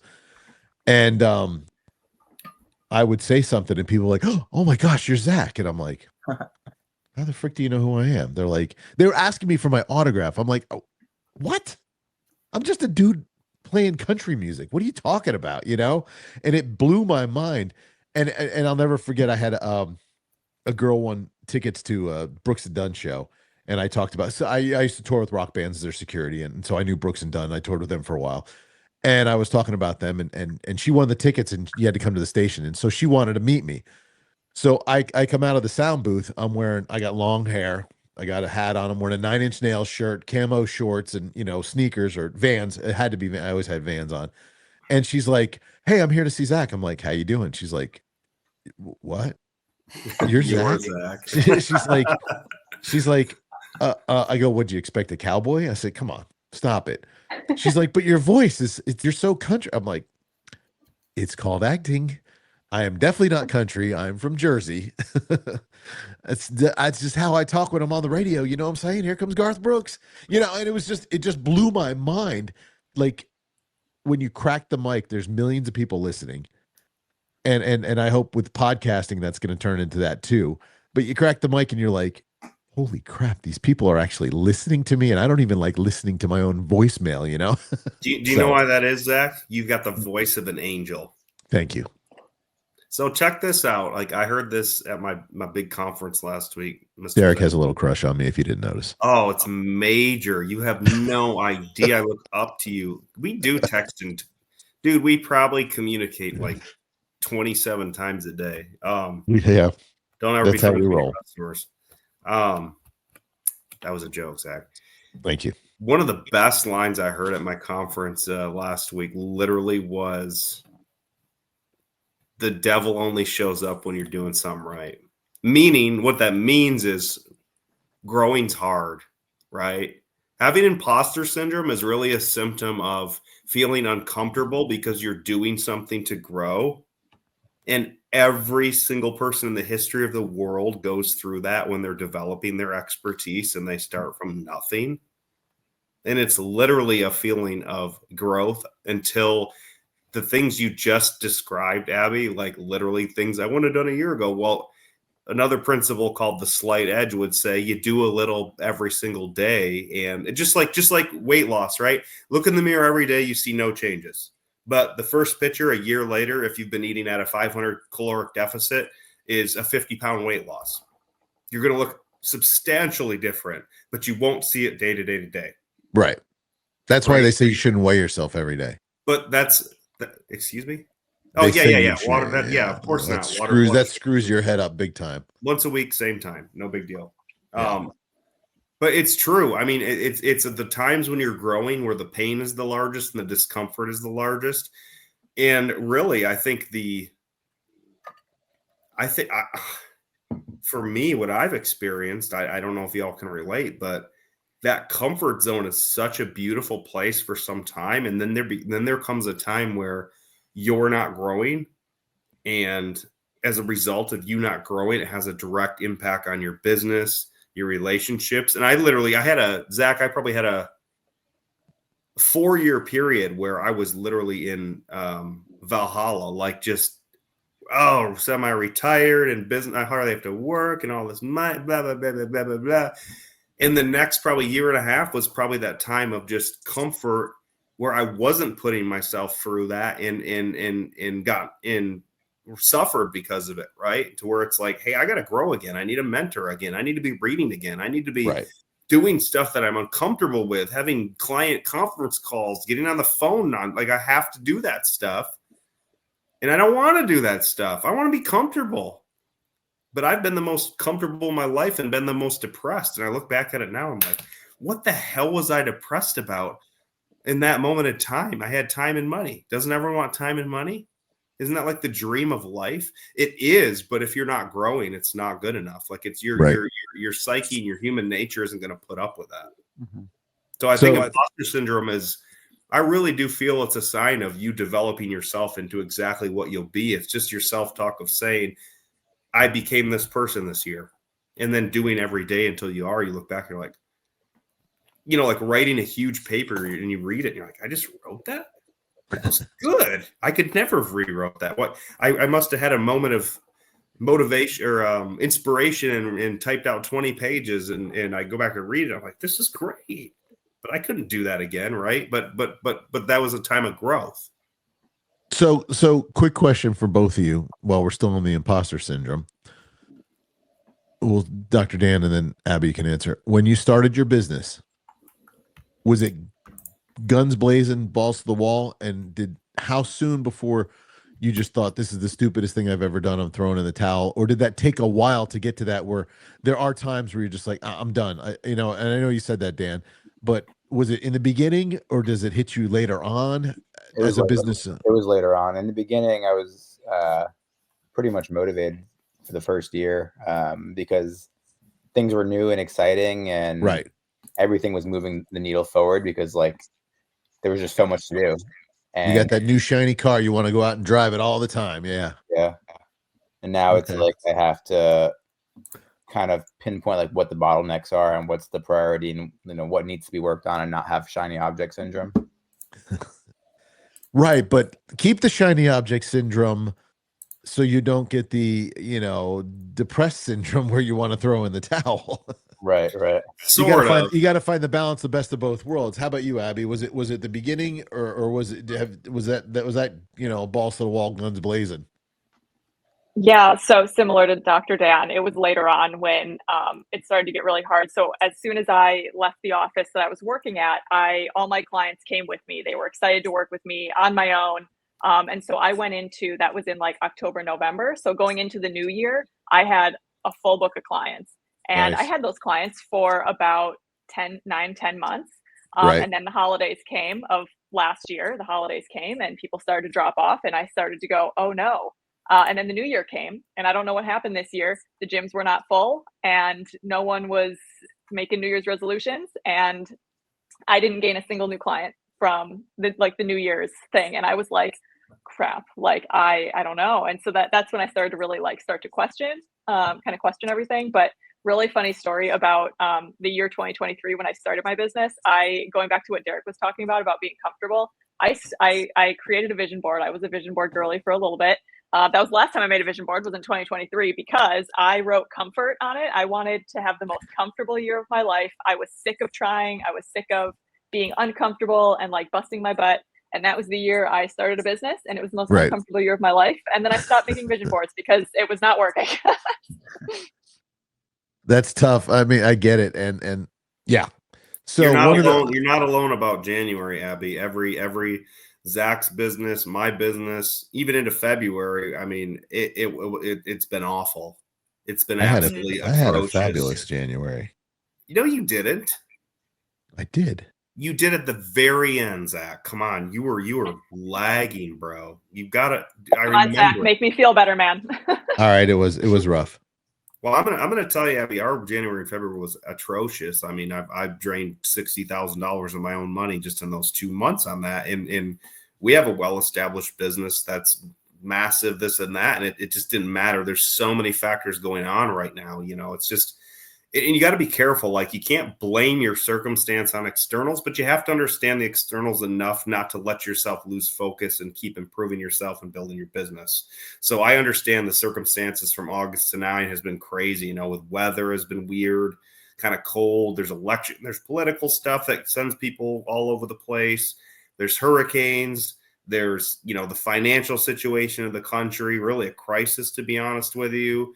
There's hope, there's uncertainty, and there's this back and forth. And then there's a lot of people just working extra jobs and trying to basically catch up for the last couple of years of free money and overspending and all that stuff, a boat that almost every single person's in. So it's been a common theme. It really is. And you gotta understand. Now, if it is you and there is something to improve, you have to understand that. But if it's externals, instead of resting and blaming on that, now you just have to say, well, that market is there. I might have to take some from certain areas, but how can I at least work on myself and grow myself so that I'm confident every ounce of energy and effort I can give, I have been giving.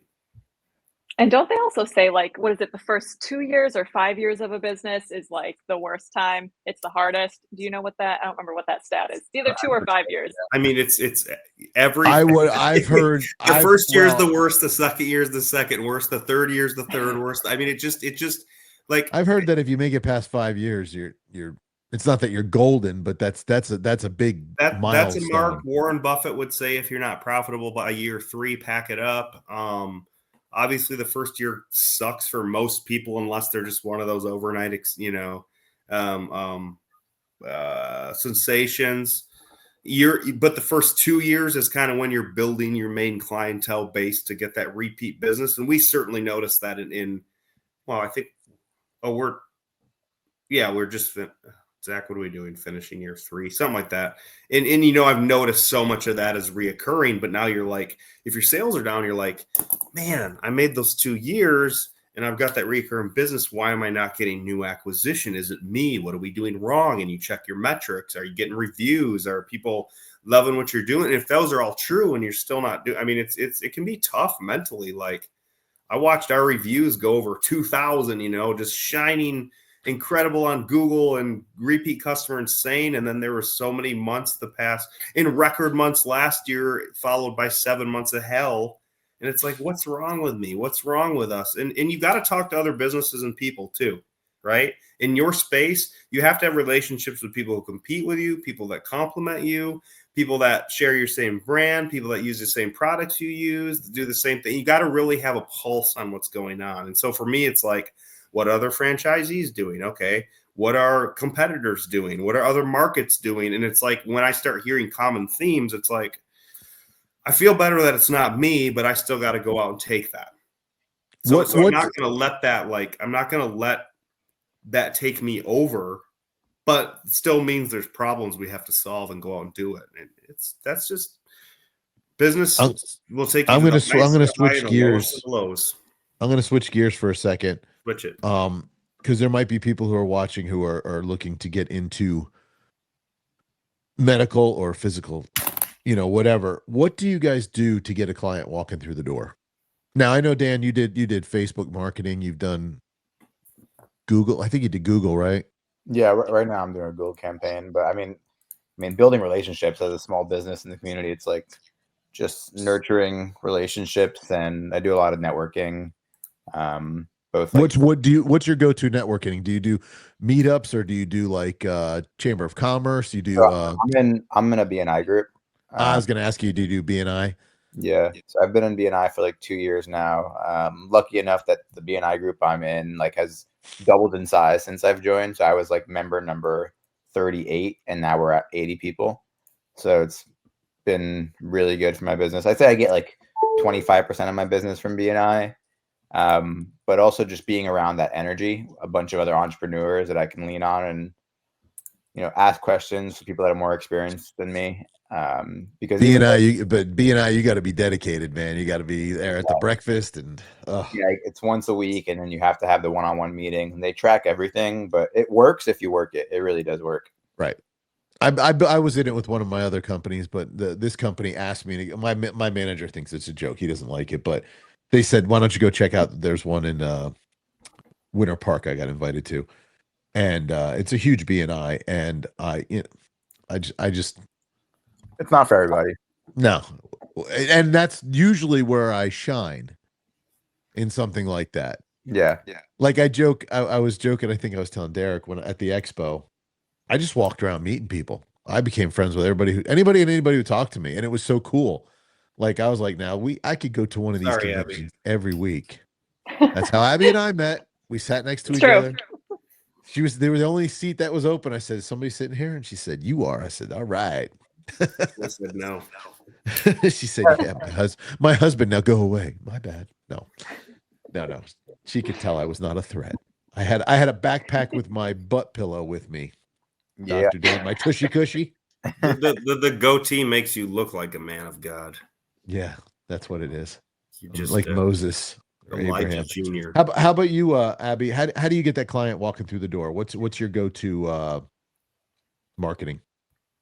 Yeah, so I'm actually 100% referrals right now, which is really cool. I love it because my clients trust me, and so then if they trust me, the people that they know will automatically, for the most part, trust me. I It's in the sometime this year I want to start doing like paid ads, but that's an area that I'm unfamiliar with. So I am, currently trying to reach out to clients I've worked with in the past who no longer work with me, or to clients that I currently have, and I'm going to be running like a promotion for just like my followers on social media, where if they refer someone to me, they'll get something out of it too. So Yeah. I'm gonna play that angle first, and then kind of move from there. But I love that. I love that it's mostly referral based. So Do in you the car maximize business, that with? Do you maximize that with? This is where it gets good and tricky. Both things at once. You get good referrals. Nowadays, we have Google, we have digital tools, we see everything about everyone. And what I have noticed, especially as the ticket goes higher, that referral's great. Even with that referral, that client has a good chance they're going to validate you and affirm that person's opinion independently. What does that mean? The referral's great. Before you spend 10 grand a month on marketing, which yes, you can spend money on marketing. We spend money on marketing. Dan spends money on marketing. You should spend money on marketing when you want to grow. Have in place that you're maximizing your footprint with those referrals, meaning get the referral and say, hey, I am really building my Google My Business search profile. Could you write one there too? Because that way people are going to see it who don't know me. And then other referrals are going to see that not only are they going to be referred to someone by someone else, your review is like another affirming referral. So if your business is referral based, I really highly plant a seed in your mind about creating that digital footprint where it supports that, so that those people don't search to critical think or problem solve anymore. They search to affirm. Right. That's all it is. It's Google's an affirmation tool. Am I amazing today? Yes, you're amazing today. Thank you. Blah blah blah blah blah. But when you have physical referrals, those people are still doing their research, and when the two match up, they don't shop; they just come. Well, and I like the like fact that. that you said you're And going to that's offer. how we grew. That's how we grew. We obsessed over it. Like we put tools in place to where we said, "Are you happy? If you're not happy, do you understand? You would please tell us. Don't just not tell us," which isn't perfect, but it's pretty good.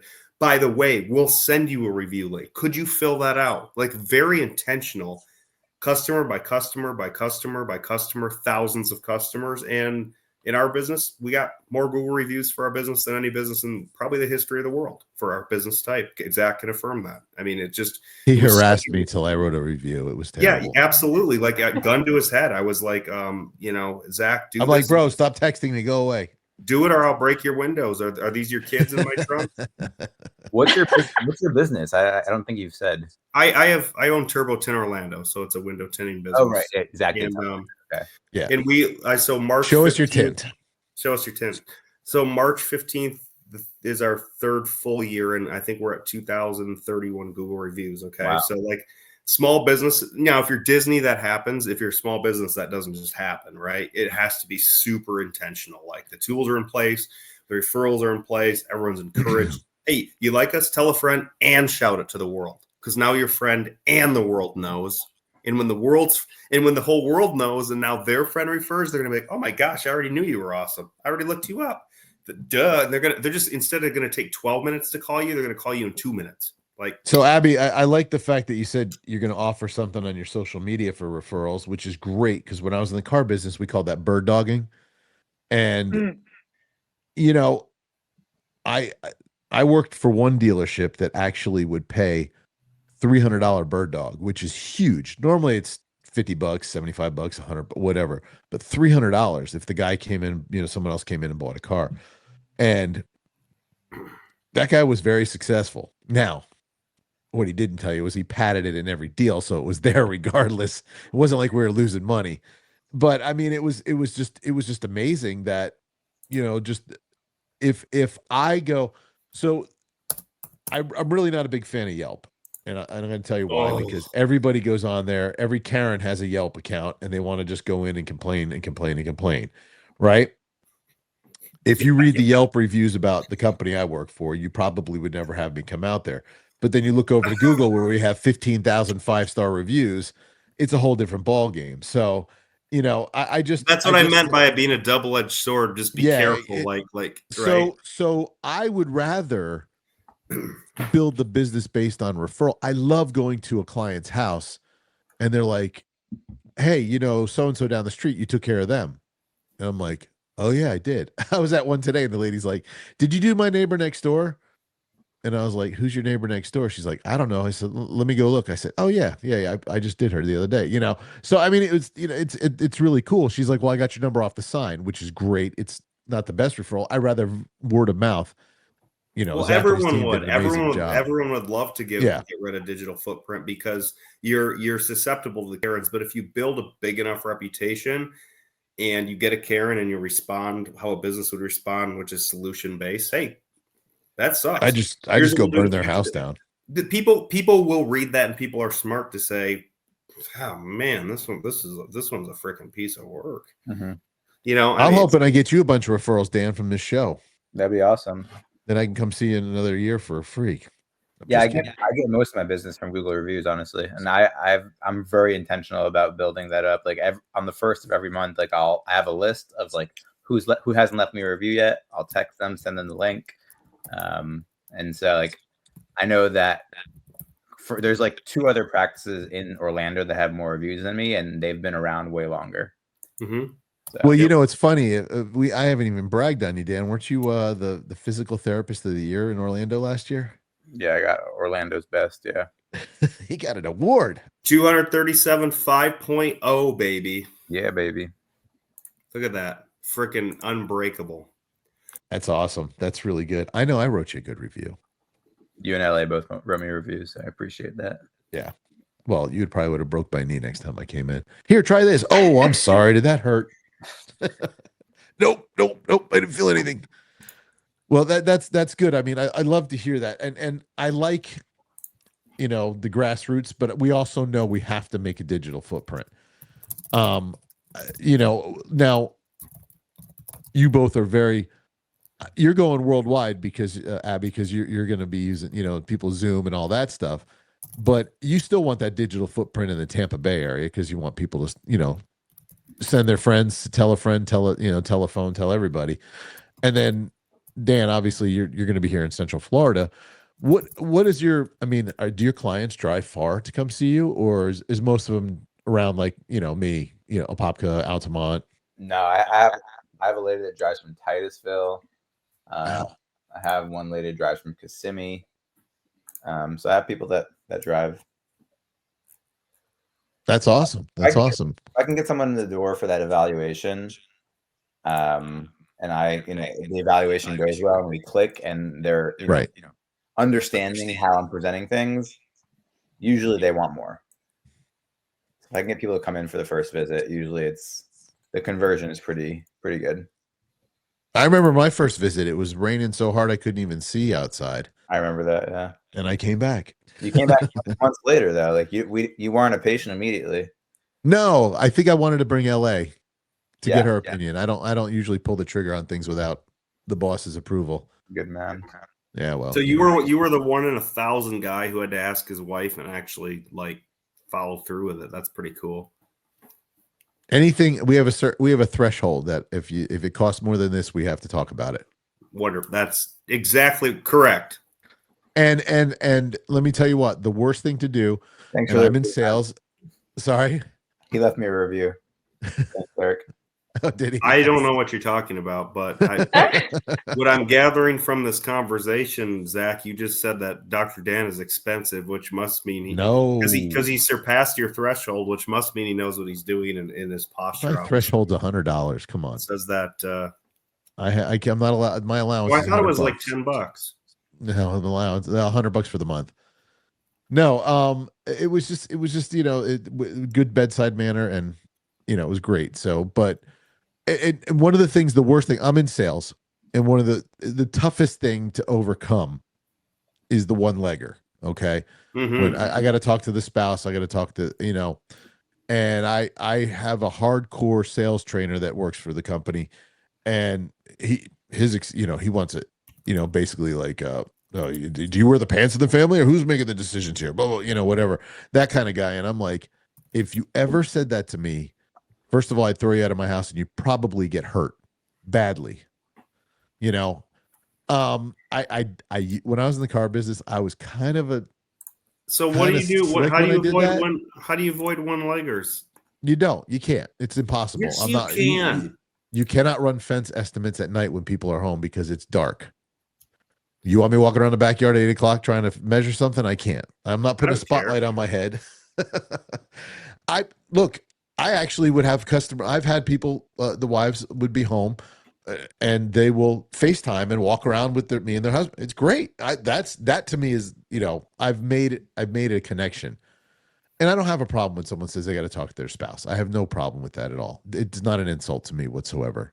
See, dude, in my business, one-leggers are an automatic seal of death because the other leg is the beneficiary.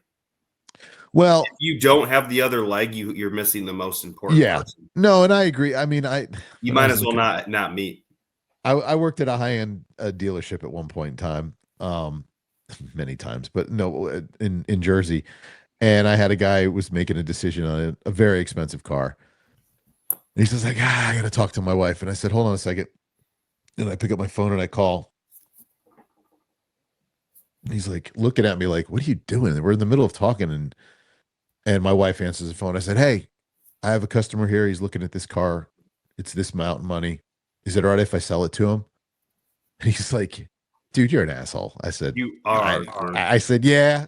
And he laughed and he calls his wife. He's like, I like this guy. I'm buying a car. So anyway, it turned out okay. I would not do that normally unless you build that rapport with someone. So I don't, when Dan said it took me a little while to come back. I think it took the pain to bother me to come back, but I did want to bring Lori in, and I think I waited till you moved, didn't I? You reached back out to me, man. You like I know, emailed no, but me, like, did I wait? I think I waited till you moved to Altamont, or did I come to Lake Mary? No, you came to the first visit was in Sanford, and then you came to Altamont. Yeah, I waited till you moved. It was too far. It's too far. I'm not driving that far. I drive all day. So, Abby, your basic client is a mid-30s female. Is that your Yeah, for the demographic? most part. Okay. Yeah. Do you like training guys? I do. Yeah, I have a few guys that I train, and I love them. They're great. Okay. Yeah, I'll train anybody, but when I'm on social media and they tell you to niche down into, who your ideal market is, that's what I picked, mostly because that's what I understand the most, because I am a female in my 30s. So There you Yeah, go. There you go. I get it. Okay. And then Dan, of course, your niche is anybody in pain. I'm looking for more Zachs. If you got bad shoulders and knees, baby, Ooh, from baby, many years please. of destroying your body, go see Dr. Dan. He'll take care of you. So Abby, in your business, if that's your ideal client and you understand that client, that means, I don't know if I want to use the word holistic or omni, whatever, but you have like a full circle approach at that point, right? Do you feel more confident? Because, and what I mean is, you understand a 30-year-old woman's body better than an 80-year-old man, right? I mean, in terms of what's going on in the body, right? Like what it needs, the nutrition it might require, the hormone imbalances that might be there, just all those things, right? Does that kind of make you feel kind of in the zone of like, hey, this is like, I can really find some similarities to what I'm experiencing and how I've overcome these things in my profession that they need my help with? Absolutely. And I can use my own story and what I've learned to really relate with people. And that's, I think the biggest piece is really being able to have that, just to be relatable. I mean, I do, like I said, I teach classes for, older people as well. And I actually use a lot of those people as examples to the people that I'm talking to in their 30s.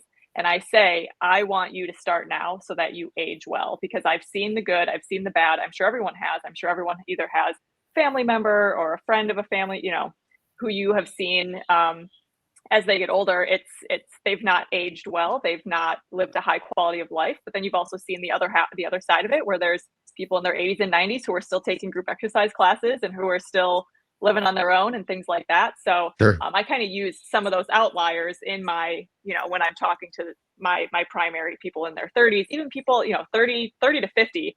I want them to start, right? I don't want them to wait and end up not doing it. If you just start when you're between 30 and 50, you're setting yourself up for way more success. So in any sales presentation business or personal business like you're doing, this is you know who Bo Eason is, Zach? No. Safety for the 49ers of Joe Montana era, whatever. He's just a I don't total remember. underdog story. Anyway, number one thing is your story. It's your story, and it's your story because people can relate to you, and then it becomes about them at that point. Right.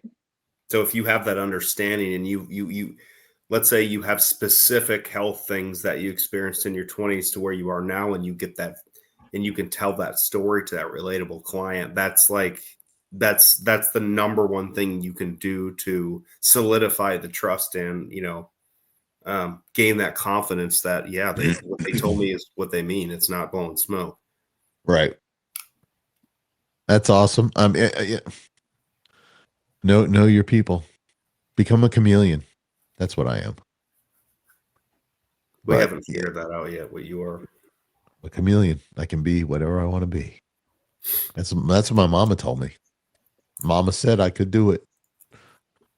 What else do you want to share? Either of you. Yeah, if you guys are promoting something, now's the time. We're getting close to the witching hour, so personal projects, books, podcasts, stuff that, vision or goals, like what's even beyond your business. I mean, and put your links in the chat, and we'll Yes. save them so we can put them on. Gotcha. Yeah, I would say this is where you get to promote. For me, I mean, talking about goals, I guess this is not really promoting, but promoting my future for myself. So, I mean, this year I really want to hire another therapist. There's been times where it has made total sense to do it, and then there's been months like February that it's like, wow, this doesn't make sense right now. Right. But I do want to grow the team and move into my own brick and mortar, kind of build out a gym and everything. So I don't know what's going to come first, but I do want to take that next step so I don't feel like I'm working really hard but not working towards something. What would you build out a gym for, to complement what you're doing or improve what you're doing, or to add a vertical to what you're doing? Both. So the way that I treat, it's more performance based. So if someone has the goal of getting back to working out, I actually take them to that point. I'm not just discharging them and be like, all right, go figure out these things on your own. Here's a remote program and go do it. I'll actually monitor someone while they are, getting back into their workout. So if someone wants to get back into squatting, benching, or deadlifting, I have a performance kind of background where I can actually help people get back to that safely and get them back to 110% rather than. But do you go with them? Do you have that in house? Do you have a gym? Yeah. Oh yeah. My office is inside of a gym right now. Okay. Yeah. I heard this from Alex. Do you know who Alex Hermosi is? Yeah. Pretty well. I heard this today or yesterday from him, and maybe it'll inspire you, maybe it won't. But he said, if you have the choice to scale your current vertical that's doing well, do that first. So, like you said, it's been real volatile lately. So you're going to have months where you're like, man, does it make sense to add someone? If you're looking to add a vertical, do that after you've scaled the snot out of your current vertical. Because with you, the model, and you've done, if you found that to be successful and you're growing from it, and you can grow by adding someone and contributing to that model, that's just going to give you the resources and cash flow to make that gym a reality sooner, versus the risk of obviously the gym is going to contribute to what you're already doing too, but it probably carries some more new unknowns, potential revenue streams, but also costs. that may be harder to stomach at that point. I don't know. I just wanted to share that because I just heard that from him the other day, and I thought, oh, that's pretty useful. Like, are you maximizing what you're doing first, and then once you've maximized the snot out of everything you've done, then have you looked at the verticals after that to grow? Right. Yeah. In some months, it does feel like I'm maximizing everything I've done, and then there's months like February where it's like just slower. The thing that's nuanced about my situation is like I have a single office inside of a gym, so I can't really scale beyond myself inside this location. So if I want to hire somebody, I kind of need to find a different place to do what I'm doing. So you need both. Yeah, kind of need both. Yep. I'll come run your gym for you. Okay. What, are you gonna bounce at the door? No, I could run a gym. I could. I was actually looking at buying a gym franchise. Oh wow. Oh, dude. A little while ago. That's Relax. so tough, dude. Relax. I know. With That Planet is Fitness so popping up hard, everywhere. bro. Do you when you expand something like this, would you expand it to the gym first, or would you expand it to a second therapist? We just talked about that. But I'm saying, would it be something that's more? What is more important for you? Like, what's your dream? Like, sure, it'd be great to have a second person, but you want a gym, don't you?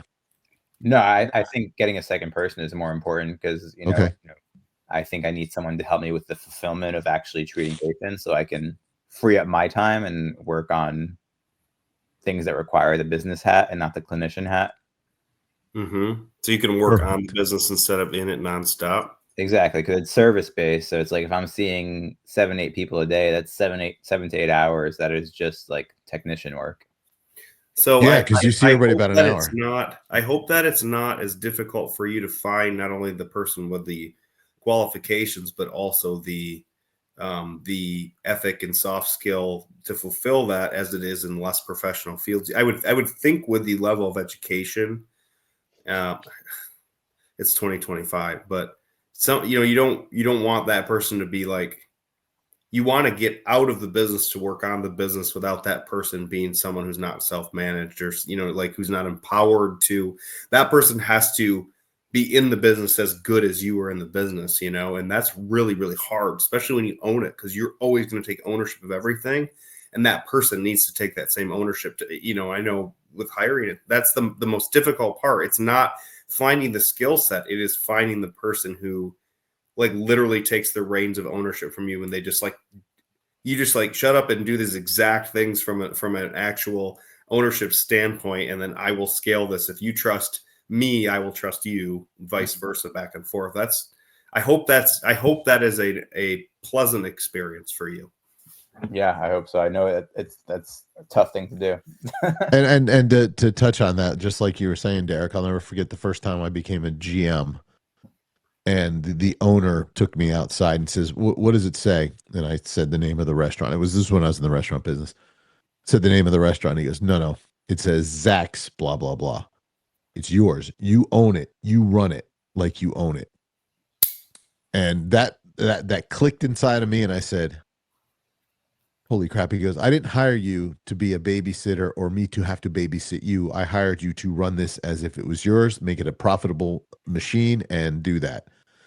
And he also was the guy who told me one time, he's like, because I talked about expanding, doing some other things, and he says, "Nope, we're perfecting the 4 walls. So you perfect the 4 walls, then you grow." Well, that's the same line as what we talked about too. Yeah, Just making sure that we're exploiting, growing, and maximizing our current vertical and expertise, and then turning that systemic, get you out of the business, and maybe even delegate a lot of the things outside of the business. So so you're in it 10 hours, you're working on it 10 hours, and then you're just in growth mode.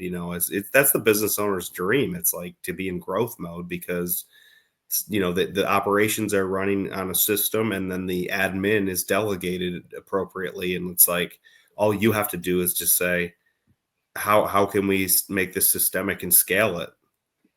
Right. Your turn, Abby.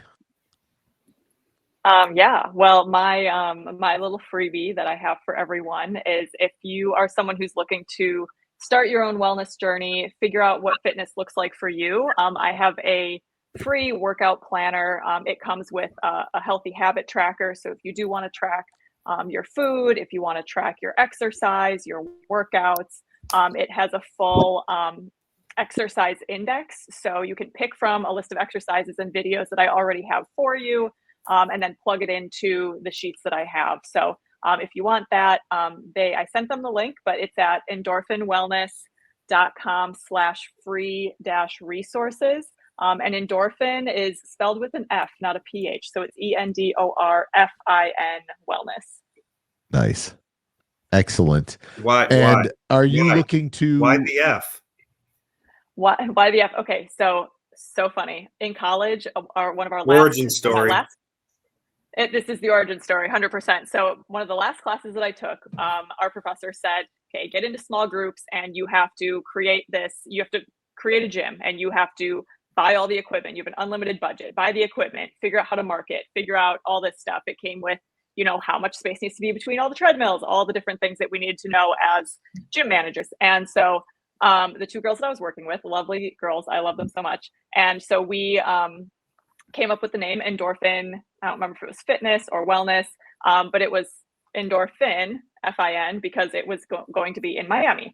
Keep in mind, I went to school in Wisconsin, so we were all up in Wisconsin. We're like, Endorphin, Miami, it's going to be like a fish fin. And then our logo had like a dolphin fin. Anyways, it was super cute. And then now all these years down the road, I messaged them and I was like, hey, is anyone going to use that business name or can I actually take it? And they said they weren't going to use it. So now I get to use it. But not Very Miami, but Clearwater, right? But in Clearwater, correct. Yes. Yep. Yeah. You're not in Tampa or are you Clearwater? No, I'm actually in Clearwater. Yeah. She's in the place where that homeless lady ate a piece of sushi off my plate on the street. What? Yeah, he's got stories for days. Florida's so hood. So you gotta go to you gotta go over the bridge. I always laughed when I had to go to Clearwater or over that side. It's once you go over the bridge, it doesn't matter. It takes you 2.5 hours to get back out of there. It doesn't matter where you are. You can get off one exit. It's still going to take you 2.5 hours to get off the peninsula. It was terrible. Mm-hmm. Unless it's midnight on Sunday night. I would always cut up to the causeway because everybody went to the bridge and I'd go to the causeway and everybody never went to the causeway. So plus I really don't like bridges. So it's okay. That Tampa bridge kind of bothers me. It's a little high, but are you thinking of getting your nutritional side to it? Are you going to expand that way? I've thought about it. I have a list of different coaching programs I want to do. Nutrition, I had thought about it. I'm pretty happy with what it's at currently, but I would eventually like to add it if I had the opportunity because I think it would just really be that missing piece and really then be able to put the whole thing together. But as of right now, I just give nutrition recommendations. I can't tell people exactly what to eat, but I can recommend healthy things over non-healthy things and more protein over less protein. Eat broccoli and don't eat Big Macs. Don't eat full frozen bags of broccoli for weeks straight, please. Oh yeah, that'll clear you out. Your guts will destroy you like you've never been destroyed. You think you would have had the He's got a background story on that. I've got an origin story on broccoli there was a here we go. I don't know how many month period, maybe a year period, but when I was doing this, and there were things I would do. I would intermittent fast, which I still do. I love doing that. I don't eat at work. I just feel more clarity and got to poop. So that's nice. But man, I would do all these, and I counted calories, so I knew, right? And I got my blood work and I knew, but I would go for months where like all I would eat was just eggs, like 7 or 8 whole eggs and like 30 whites every day, like nothing but. And then one day a week, I would have like a refeed carbs and stuff and then just go back to it. And when I was getting kind of to like maybe 5 weeks out from my preparation, I really just said, well, I got to cut calories. And I just started eating like almost nothing but broccoli, Yeah. And I think, and you just take these frozen bags, warm in the microwave. It's disgusting, right? It's like half frozen. You're just like, oh, plug your nose, just shovel it down. A can of tuna, protein. A can of tuna, broccoli. And I think by like, it must have been halfway into like the second or third week with like a bag or two every day. It was just, it hit that fibrous cruciferous, whatever it may be, hit my guts so bad Gutterous. that I think that's what pushed me over the edge to get me lean enough by just pooping out my entire body. Maybe that's the secret. That might be the secret. And you know, kudos to myself, naturally got down to about 5.5% body fat, which, you know, people who really understand and know body and stuff to do that, that's pretty darn lean unless you are on diuretics and Winstrol and all this crazy drugs, which I wasn't. But yeah, don't eat massive amounts of, have some balance in what you eat. We talked about that, Zach. Yes, Count we did. calories and have a little bit of and I'm not variety going to go on the broccoli protein. diet, so it doesn't matter. You hate broccoli. No, I love broccoli. Oh, you do? I'm just not gonna eat 2 bags a day. I don't love it that much. I like broccoli with a bowl of blue cheese, which is really not good. But that sounds disgusting. That sounds disgusting right now. Nasty. Oh, we digressed on that one. So excellent, guys. Thank you so much for being on the show. I think we had a really good show. I enjoyed, and I hope people got some insight, and I hope you guys get some business from it. Once again, thank you, Abby. Thank you, Dr. Dan. And for everybody out there, we wish you guys a farewell. Their information will be in the bio down below. And until next time, keep it a no-brainer. We're out.